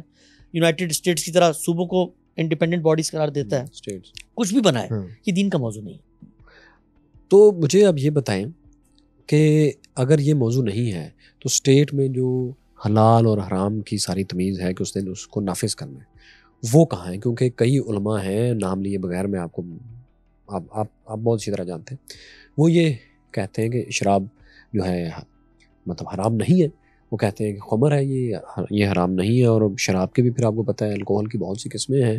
تو آپ کے خیال میں ووڈکا حرام ہے، وسکی حرام ہے، الکوہل حرام ہے، بیئر حرام ہے، وائن حرام ہے، ریڈ وائن حرام ہے، وائٹ کیا ہے؟ جی یہ کسی عالم کا دائرہ کاری نہیں ہے کہ وہ بتائے کہ حرام ہے. دین نے اگر کسی چیز کو ممنوع قرار دیا ہے تو کسی ریزن پہ قرار دیا ہے. مذہب کے اندر خمر بطور خمر زیر بحث نہیں ہوتی. مذہب میں جب بھی کوئی حکم دیا جاتا ہے وہ ایک ریزن پہ مبنی ہوتا ہے. اس کو ہمارے یہاں علم کی اصطلاح میں کہا جاتا ہے الاحکام بالعلل. ایک علت ہوتی ہے، ایک وجہ ہوتی ہے، ایک سبب ہوتا ہے. تو جس وقت قرآن مجید نے خمر کو ممنوع قرار دیا تو وہاں خمر کی کوئی صنف زیر بحث نہیں ہے، اس کے اثر زیر بحث ہے. وہ چیز جو آپ کی عقل کو ساکت کرتی، وہ چیز جو آپ کی عقل کو ساکت کرتی ہے، وہ اگر زیادہ استعمال میں ساکت کرتی ہے تو اس کا تھوڑا استعمال بھی ممنوع ہے. کیوں؟ اس لیے کہ وہ تھوڑا استعمال آپ کو زیادہ کی طرف لے جائے گا. تو ریڈ ہو، بلو ہو، ووڈکا ہو، جو بھی آپ نے ماشاءاللہ کافی زیادہ نام آپ کو یاد ہیں اس بارے میں، یہ جو آپ نے نام دیے لوگ بتاتے ہیں مشہور ہیں، مجھے تو نہیں پتا یہ. تو یہ والے جو نام ہیں، آپ امریکہ میں رہتے ہیں؟ ہاں امریکہ میں رہتے ہیں لیکن ہم اچھے ماحول میں رہتے ہیں. تو وہاں پر یہ جتنی چیزیں ہیں وہاں اسلام نافذ ہے. وہاں اگر آپ مجھ سے کہیں میں مسلمان ہوں، میں وہاں پر الحمدللہ 100% اسلام پر عمل درآمد کر رہا ہوں. وہاں پر مسلمانوں کی ریاست نہیں ہے، نہ مسلمانوں کی اکثریت ہے، نہ ان کے پاس حکومت ہے، جمہوری ریاست ہے. اور مجھے اپنے دین پر عمل درآمد کرنے میں کوئی دقت، کوئی ایک نقطہ ایسا نہیں ہے، ایک نقطہ پوری ذمہ داری سے عرض کر رہا ہوں جو مجھے اسلام کی ہدایات پر عمل درآمد کرنے سے روکے. تو میں اس غیر مسلموں کے معاشرے میں بھی آپ آزاد نے ہیں۔ کی ہیں بیسیکلی یہ سیکولر اور لبرل ڈیموکریسیز کی باتیں ہیں، اور آپ کو پتہ ہے کہ مسلمانوں کا جو ایک جمع وفیر ہے، جو ایک سواد اعظم جس کو کہتے ہیں، سواد اعظم ان سے اتفاق نہیں کرتا. نہ کرے کیا فرق پڑتا ہے؟ کوئی دلیل دے گا نا، سواد اعظم ہو یا سواد اصغر ہو، اس کے کوئی ہمیشہ دنیا میں دلیل پہ بات چلتی ہے. جو مسلمانوں کا سواد اعظم ہے، آپ نے ٹھیک کہا، وہ یہ کہتے ہیں کہ اسٹیٹ کی سطح پر جو دین کے احکامات ہیں ہم نے ان کو نافذ کرنا ہے، اور جہاں سے وہ یہ بات کرتے ہیں وہ قرآن مجید کی بعض آیات ہیں، اس کی مس انٹرپریٹیشن ہے. مثال کے طور پہ قرآن مجید میں آیا ہے کہ امر بالمعروف کرو، تو وہی کہتے ہیں بھائی امر بالمعروف کا مطلب یہ ہے کہ عورتیں ڈرائیونگ نہیں کریں گی، اس لیے کہ ہمارے نزدیک دین نے عورتوں کو گھر میں بند کر دیا ہے. گھر میں بند کر دیا ہے تو کہیں گے وہ کرنا فی بیوتکن، قرآن میں آیا ہے عورتوں کو گھر میں بند کرو. بند کرنا تو اس کا پردہ کرواؤ، پردہ کرنے کا کہاں حکم آیا؟ کہیں گے سورہ عذاب میں ہے جلباب نیچے گرا لو. پھر اس کے بعد آپ کہیں گے وہ گھر میں بیٹھ کے موسیقی بھی نہیں سن سکتی، اس کا حکم کہاں ہے؟ وہ کہیں گے لاہو الحدیث کا ایک لفظ آیا ہے، اس کی ابن عباس رضی اللہ تعالیٰ نے تفسیر کی. یہ سب چیزیں وہ بیان کریں گے، ادھر سے ادھر سے، قرآن سے، حدیث سے، فقہ سے، اجماع سے لے کر آئیں گے. ہمارے پاس جب لے کر آئیں گے، ہم لوگ طالب علم مزاج لوگ ہیں، ہماری کوئی عصبیت نہیں ہے، ہماری کوئی فرقہ نہیں ہے، ہمارے پیچھے آگے کوئی اسٹیٹ اسٹرکچر نہیں ہے، نہ ہماری کوئی ایمبیشن ہے کہ ہم اپنی فکر، ہم طالب علم لوگ ہیں، کرٹیکلی چیزوں کو انالائز کرتے ہیں. آپ آیت پڑھیں گے کہیں گے جی قرآن مجید میں تو مثال کے طور پر لہو الحدیث سے مراد ابن عباس نے موسیقی لی تھی، تو ہم یہ کہیں گے کہ بھئی یہی لحاف کا لفظ اور بھی جگہ قرآن میں آیا ہے، کیا آپ اس سے بھی یہ مراد لیتے ہیں؟ تو ہر جگہ پر ہم کرٹیکلی ریفیوٹ کرتے ہیں اس فکر کو جو دین کے نام پر پیش کی جاتی ہے، سورس کوڈ میں جا کے ویریفیکیشن کا عمل کرتے ہیں، یونیورسل فنڈامنٹل پرنسپلز اور پروٹوکول ہیں جس کے اوپر بات کرتے ہیں. صحیح. ایک آخری سوال میں کروں گا کیونکہ کافی طویل گفتگو ہو چکی ہے ہماری. پتہ نہیں چلا کیونکہ آپ نے اصل میں جوابات جو ہیں اتنے ڈائریکٹ دیے اور مجھے اتنے زیادہ کویسچن کرنا پڑے کہ کئی لوگوں کو لگ رہا ہوگا میں آپ کو مختلف جگہوں پر کاٹ رہا ہوں، اور I am sorry for that. آپ کے فینس دیکھ رہے ہوں گے، لیکن وہ مجھے فوری طور پہ بعض جگہوں پر اس لیے آنا پڑتا ہے کہ مجھے لگتا ہے کہ وہ جو پن پوائنٹ ڈائریکشن تھی آنسر کی وہ مس ہو رہی ہے، تو میرا یہ بڑا مسئلہ ہوتا ہے. آپ کا پروگرام ہے، جو چاہیں کریں. آپ مہمان ہیں ہمارے، آپ کی بڑی عزت ہے. اچھا سر، مجھے آپ یہ بتائیے کہ جو سب کچھ آپ نے بتایا ہے، اس میں جو بار بار میں جس چیز پہ مجھے پریشانی تھوڑی سی ہو رہی ہے وہ یہ کہ اگر میں آپ کی ساری باتیں درست مان لوں تو مجھے ساتھ یہ بھی ماننا پڑے گا کہ زیادہ تر لوگوں کے پاس اسلام کا صحیح فہم نہیں ہے. اچھا، ہمارے بہت سے دوست اور اپنی زندگی میں بہت سے علماء سے، اسکالر سے، اور بعض اس طرح کے لوگ جو کسی دینی مدرسے سے تو نہیں پڑھے لیکن بہت پڑھے لکھے ہیں اسلام کے بارے میں، ان کے سامنے جب کوئی بھی مسلمانوں کا مسئلہ رکھا جاتا ہے تو وہ کہتے ہیں آپ کو اصل میں اصل اسلام کا نہیں پتہ، اصلی اسلام کے مطابق یہ چیز نہیں ہے. جب اس کے اپوزٹ فرقے سے یا اپوزٹ اسکول آف تھاٹ سے بات کی جاتی ہے تو وہ بھی یہی کہتے ہیں کہ آپ کو اصل اسلام کا نہیں پتہ.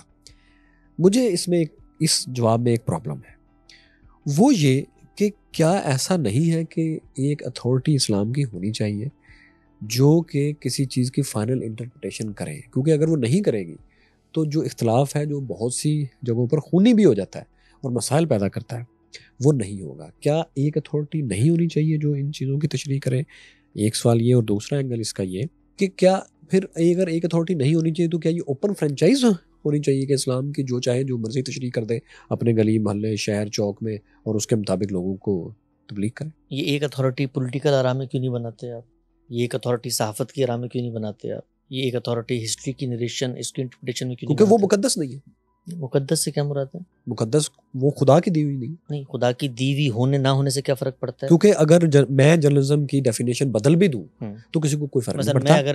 لیکن اگر ایک منٹ، اگر میں جرنلزم کی ہسٹری کی انٹرپریٹیشن کی، بہت سے لوگوں نے کی نا کہ یہ ہسٹری ہے، یہ ہسٹری، اس کو ہم ہسٹری کہہ سکیں گے، اس کو نہیں کہہ سکیں گے، ٹھیک ہے، ہیروڈوٹس سے لے کے ابن خلدون سے لے کے ماڈرن دور تک، ٹوائن بی تک، مختلف طرح سے ہسٹری کی انٹرپریٹیشن کی گئی کہ اس طرح ہسٹری ہوگی، اس کو ہسٹری کہیں گے، اس کو نہیں کہیں گے. یہ چیز اس سے کوئی فرق نہیں پڑتا. کیوں نہیں پڑتا؟ نہیں، کیا فرق نہیں پڑتا؟ میں بتا رہا ہوں، اس سے یہ فرق نہیں پڑتا کہ ایک گروہ دوسرے کے خلاف لشکر لے کے آ جائے گا. لیکن مذہب میں اگر میں ایسی تشریح کروں گا جو آپ سے بالکل الٹ ہے تو آپ کو پتہ ہے کہ اسلامی ہسٹری میں نقطہ نظر کے اوپر لوگوں نے جیلیں کاٹی ہیں، لوگ قتل ہوئے ہیں، حکومتیں بدلی گئی ہیں، جنگیں ہوئی ہیں، اور بڑے قیمتی لوگوں کے بیچ میں جنگیں ہوئی ہیں انٹرپریٹیشنز پر. جی تو یہ ہٹلر کون سا مذہبی نیریٹو پڑھ کے جنگ کرنے گیا تھا؟ نہیں ہٹلر کی میں بات نہیں کر رہا، کیوں میں نہیں کہہ رہا کر ہوں کہ وہ مقدس نہیں ہے. نہیں ہم بات کر رہے آپ ہیں نے کہا جانے جاتی ہیں، آپ نے کہا اتھارٹی بننی چاہیے. ہاں، اتھارٹی کیوں بننی چاہیے؟ اس لیے کہ اختلاف نہ ہو. اختلاف نہ ہو. اور اختلاف آپ نے خود فرمایا اگر اس نوعیت کا ہو جو صحافت میں، تاریخ میں، سیاست میں ہوتا ہے تو چلیں گوارا کر لیں. یہاں تو بندے مارے جاتے ہیں. ہاں تو بندے تو سیاسی نظریات میں ہی مارے سال میں. جاتے ہیں. ہاں تو اسی لیے نسلی اس کو تعصبات کنڈم کیا جاتا ہے نا. نہیں کنڈیم کس مجھے چیز کو کیا بتائیے جاتا ہے؟ کیا کنڈیم ہٹلر کی بہت اچھا جملہ کہا آپ نے. ہاں کنڈیم کس چیز کو کیا جاتا ہے؟ اس کی آئیڈیالوجی کو. اس آئیڈیالوجی کو. یہی ہاں. نقطہ ہے. جس وقت انسان دنیا میں ہوتے ہیں اور وہ چیزوں کو انٹرپریٹ کرتے ہیں، انسانوں کو باٹا کا جوتا نہیں بنا سکتے. آپ نے کہا اتھارٹی، وہی اتھارٹی کے لیے پہلے اتھارٹی کو منوانا پڑے گا نا. ہاں. میں پوری پاکستان کے علماء کو بٹھاؤں گا. تو کیا یہ اوپن فرنچائز ٹھیک ہے؟ بالکل اوپن ہے. دنیا اوپن ہے بھائی. No, no, دنیا no, no, open no. Franchise ہے. یس وہ ہے لیکن اس میں یہ پرابلم نہیں ہے کہ کوئی ایک مسئلہ شخص اپنی آئیڈیالوجی کو مقدس کہہ کے یہ- اپنا یہ- گروہ بنا لے گا. نہیں یہ اس طرح نہیں پاسبل. نہیں، مذہب یہ اجازت اور یہ سہولت آپ کو دیتا ہے. بھائی آپ مجھے یہ بتائیے کہ سیاسی نظریات دنیا میں جنگوں کا باعث بنے کہ نہیں؟ بالکل بنے. جانے گئی ہیں کہ نہیں؟ ایگزیکٹلی گئی. وہاں کیوں نہیں اتھارٹی بناتے ہیں؟ Exactly this is what I am saying. اس کا مطلب ہے کہ مذہب اور سیاست کی آئیڈیالوجیز، نیشنلزم، یہ ایک ہی چیز ہے. دنیا کی ہر انٹرپریٹیشن، ہیومن انٹرپریٹیشن ایک ہی چیز ہے. ہر انٹرپریٹیشن از دا ریئلٹی. تو یہ that's what I am seeing کہ آپ تو پھر اسلام فرق کیا ہوا؟ کوئی فرق نہیں ہوا. کوئی فرق نہیں ہوا. آپ ایک شیکسپیئر کے شعر کو پڑھتے ہیں، اس کو سمجھتے ہیں. آپ شیکسپیئر کے شعر میں اور آیت میں فرق ہے. کوئی فرق نہیں ہے. میں بتاتا ہوں کیا کوئی فرق نہیں ہے. انڈرسٹینڈنگ کے لحاظ سے کوئی فرق نہیں ہے. شیکسپیئر کا شعر بھی الفاظ پر مشتمل ہے، ایک جملے پر مشتمل ہے. وہ الفاظ لغت میں آئے ہیں، کنسنسس سے منتقل ہوئے ہیں. سمجھیں گے دو تشریح کریں گے آپ. یہی فرق دنیا کو سمجھانا ہے. تو پھر فرق کیا ہوا؟ فرق یہ ہوا کہ وہ شیکسپیئر جو بات کر رہا ہے وہ انسان کی بات ہے. یہاں جس کلام کو میں اور آپ پڑھنے جا رہے ہیں وہ خدا کا کلام ہے. اس کلام کی انٹرپریٹیشن میں نے اور آپ نے کرنی ہے. اس میں فرق ہوگا. اچھا چلیں اس کو ایک اور اینگل سے مجھے بتائیں. ایک اچھا انسان مسلمان نہیں ہے اور ایک اچھا انسان مسلمان ہے، دونوں میں کیا فرق ہے؟ ایک اچھا انسان مسلمان نہیں ہے. آخرت کے لحاظ سے پوچھ رہے ہیں کہ اس کے لیے دنیا میں تو میرے لحاظ سے سارے انسان ملد بن جائیں تو فرق نہیں ہوگا. میں تو ہمیشہ دین، اگر آپ مجھ سے پوچھیں گے میں تو معاملے کو آخرت کے لحاظ سے دیکھوں گا. دنیا میں تو سارے اچھے مسلمان بن جائیں، سارے ملدین اچھے بن جائیں، دنیا کا نظام تو چلتا رہے گا. سوال یہ ہے کہ میرے ورلڈ ویو میں اگر کوئی خدا ہے تو خدا کے زاویے سے میں جواب دے سکتا ہوں. دنیا میں تو جو چاہیں کریں آپ، مجھے کیا فرق پڑتا ہے اس سے؟ آخرت کا کیا ثبوت ہے آپ کے آخرت پاس؟ کا یہ ثبوت کیا ہے؟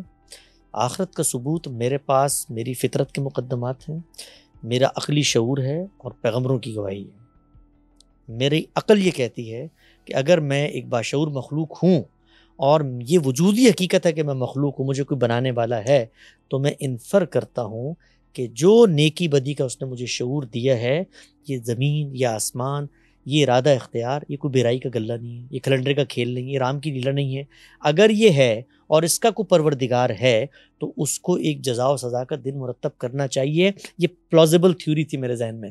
انبیاء نے آ کر خدا کی خبر مجھے دی، میرا اس خبر کی اتھینٹسٹی پر اعتماد ہوا. یہ نبی کی خبر ہے، قرآن پر اعتماد ہوا، نبی کو میں نے جانا، اس پر اعتماد ہوا. اس کے بعد میرے لیے یہ ایک یقینی علم کی بات بن گئی کہ آخرت ضروری ہے. اچھا سر، مجھے ایک جاتے جاتے ایک بات بتا دیں، کیونکہ آپ امریکہ میں رہتے ہیں بہت عرصے سے اور اس وقت دنیا میں بہت بڑا کانفلکٹ چل رہا ہے جس نے بہت سے مائنڈ سیٹس کو چینج کیا ہے. پاور ایکویشن کے اوپر تھنکنگ کو چینج کیا، پولیٹیکل سسٹمز کے اوپر تھنکنگ کو چینج کیا لوگوں کی، اور وہ ہے مڈل ایسٹ کا کانفلکٹ. کہ لبرل ڈیموکریسیز کے بارے میں جو کچھ بھی لوگ جانتے تھے وہ مڈل ایسٹ کی اسرائیل غزہ وار نے اس کو تحقیق کر دیا کہ یار یہ لبرل ڈیموکریسیز کا یہ چہرہ تو ہمارے سامنے نہیں تھا. میرے پاس آپ کے لیے یہ سوال ہے کہ آپ اس معاشرے میں رہتے ہیں جس پر یہ سب سے زیادہ اعتراض اٹھ رہا ہے. آپ اس کانفلکٹ کو، اسرائیل اور فلسطین کے کانفلکٹ کو، اور اس کی ڈائمنشنز کو اور اس کے اثرات جس طرح سے دنیا پہ ہو رہے ہیں، مائنڈز پہ ہو رہے ہیں اور فیوچر پہ ہوں گے، اس کو کیسے دیکھتے ہیں کہ یہ کیا ہے؟ دیکھیے میرے خیال سے یہ جو کانفلکٹ ہے، لوگ اس کو ایک خاص ڈیموگرافیکل کانفلکٹ کے طور پہ دیکھتے ہیں. یہ کانفلکٹ مڈل ایسٹ کا کانفلکٹ نہیں ہے. یہ کانفلکٹ اصل میں دوسری جنگ عظیم کے فاتحین کے کیے ہوئے ایک فیصلے کو چیلنج کرنے کا کانفلکٹ ہے. یہ چیلنج کرنے کا عمل مفتو قوم کی جانب سے ہوا ہے. اسرائیل کو وہاں پر ان قوتوں نے لا کر بٹھایا ہے جنہوں نے دنیا کو فتح کیا ہے، وہ فاتح ہیں اس دنیا کے، اور مسلمان محکوم ہیں، مغلوب ہیں. انہوں نے ایک ریاست کو وہاں وجود بخشا. بخشنے کے بعد جو ہونا چاہیے تھا وہ یہ کہ مسلمان اس چیز کو پہچانتے کہ دنیا کے اسٹیج پر وہ ایک ناکام قوم ہے، مفتور مغلوب قوم ہے، ان کے پاس طاقت نہیں ہے، ٹیکنالوجی نہیں ہے، سرمایہ نہیں ہے، عالمی قوتوں کے ساتھ آئیڈیلزم کی بنیاد پہ وہ معاملہ نہیں کر سکتے۔ اللہ کا شکر ہے، فضل ہے، کرم ہے کہ کم سے کم 1928 کے بعد یہ اصول مان لیا گیا ہے کہ وہ لوگ ہم پر فتح کر کے قبضہ نہیں کر سکتے۔ تو جو کچھ ہمیں ملا ہوا ہے اس کو آئیڈیلزم کی بنیاد پہ نہیں، پریکٹیکل وزڈم کی بنیاد پر ان عالمی قوتوں کے ساتھ معاملات کریں، نیگوشیٹ کریں۔ 2 اسٹیٹ کا ایک سلوشن ہمارے پاس موجود تھا۔ ہم نے پہلے دن سے فلسطین کی جو مذہبی قیادت ہے اس نے اس کو نہیں مانا، اور جو رستہ اختیار کیا وہ مسلح جدوجہد کا تھا۔ فلسطین کی سیاسی قیادت کئی مراحل پہ اس سے مختلف نقطہ نظر رکھتی رہی، لیکن مذہبی قیادت ڈومینیٹ کرتی رہی۔ اس وقت جو کچھ آپ کو نظر آ رہا ہے وہ ایک شروع ہونے والے کانفلکٹ کے ریپرکشنز ہیں۔ یہ ایسا نہیں ہے کہ آج امریکہ نے کہا ہے اسرائیل کو کہ جا کر تم فلسطینی بچے مار دو۔ ایک کرائسس کو ہسٹری گزر چکی ہے، اور اس میں وہ اس جگہ پر پہنچ چکے ہیں کہ اس خطے کے لوگ دوسری ریاست کو تسلیم کرنے پر آمادہ نہیں ہیں۔ تو اب عالمی قوتیں کہتی ہیں کہ اس کو بٹھانے کا فیصلہ ہم نے کیا تھا، اور ان کی آشرواد سے وہ اپنی بقا، اپنے وجود، اپنا تسلط کہیے، ظلم کہیے، وہاں پر اس نے قبضہ کر لیا، کچھ بھی کہیے، اس کا تحفظ کر رہا ہے۔ ہم اس کو اسلام اور کفر کی جنگ بناتے ہیں، ہم اس کو آئیڈیلزم کی بنیاد پہ لڑنا چاہتے ہیں، اور ہم اسلام اور یہودیت کی یعنی کفر سے مراد وہی ہے، عالم کفر، مطلب کفر تو پھر اور بھی ہے، یعنی یہودیت کی جنگ بناتے ہیں، اور اس کے پیچھے چونکہ امریکہ کھڑا ہوا ہے اور ساری سازشوں کو ہم لے کر آتے ہیں۔ بھائی یہودیت کی بھی میرے خیال زائنزم کی زیادہ، یہ کیونکہ دنیا آپ جو امریکہ ہے میں دیکھتے ہوں گے کہ مطلب جیوش فار پیلسٹائن ایک بہت ساری آوازیں ہیں دنیا بھر میں۔ میں جو بات عرض کرنا چاہتا ہوں وہ یہ کہ مسلمانوں کو اس وقت آخری درجے میں شکست ہو گئی ہے مسلح جدوجہد میں۔ ان کے پاس جو کچھ موجود تھا 60 سالوں میں وہ جاتا رہا۔ ایونٹس کے اوپر ہم بات نہیں کر سکتے، ایونٹس اصل میں ہسٹری کے بائی پروڈکٹس ہوتے ہیں، جو ہمارے ایکشنز ہوتے ہیں۔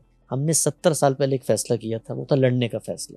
آپ لڑتے رہے، آپ کو نقصان ہوتا رہا، اس وقت وہ نقصان آخری درجے میں پہنچ گیا۔ ابھی بھی وقت ہے فلسطین کے لوگ اپنی سیاسی قیادت کو آگے لے کر آئیں اور 2 اسٹیٹ سولوشن کی طرف بڑھیں، کیونکہ دنیا میں یہ جو تقسیم ہے لکیریں کھینچنے والی، یہ تقسیم کو انصاف کے اصول پہ نہیں ہوئی دنیا میں، یہ عالمی طاقتوں نے اپنے غلبے اور تغلب کی بنیاد پہ کی ہیں۔ تو ان کے ساتھ ہم نے جینے کا کرینہ پیدا کرنا ہے، ورنہ جو کچھ ہمیں حاصل ہے وہ بھی چلا جائے گا۔ آپ کے خیال میں اسرائیل کی جو جوش لابیز ہیں، جوش ہارڈ لائنرز ہیں، جوش کمیونٹی ہے، ان کی سیٹلرز بھی ہیں جو کہ غزہ اور ویسٹ بینک میں بھی اپنی آبادیاں بڑھانا چاہ رہے ہیں اور بڑھا بھی رہے ہیں ویسٹ بینک میں، وہ واقعی امن چاہتے ہیں؟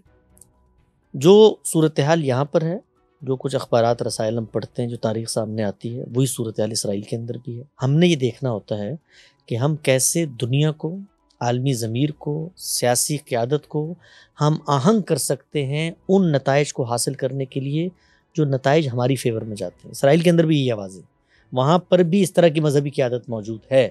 ہم نے اس مذہبی قیادت کو موقع دینا ہے کہ وہ آئے اور ہم پر چڑھ دوڑیں، اس کے نیریٹو کو مضبوط کرنا ہے کہ ہاں یہ لوگ تمہیں ختم کرنا چاہتے ہیں لہذا تم ان کو ختم کر دو۔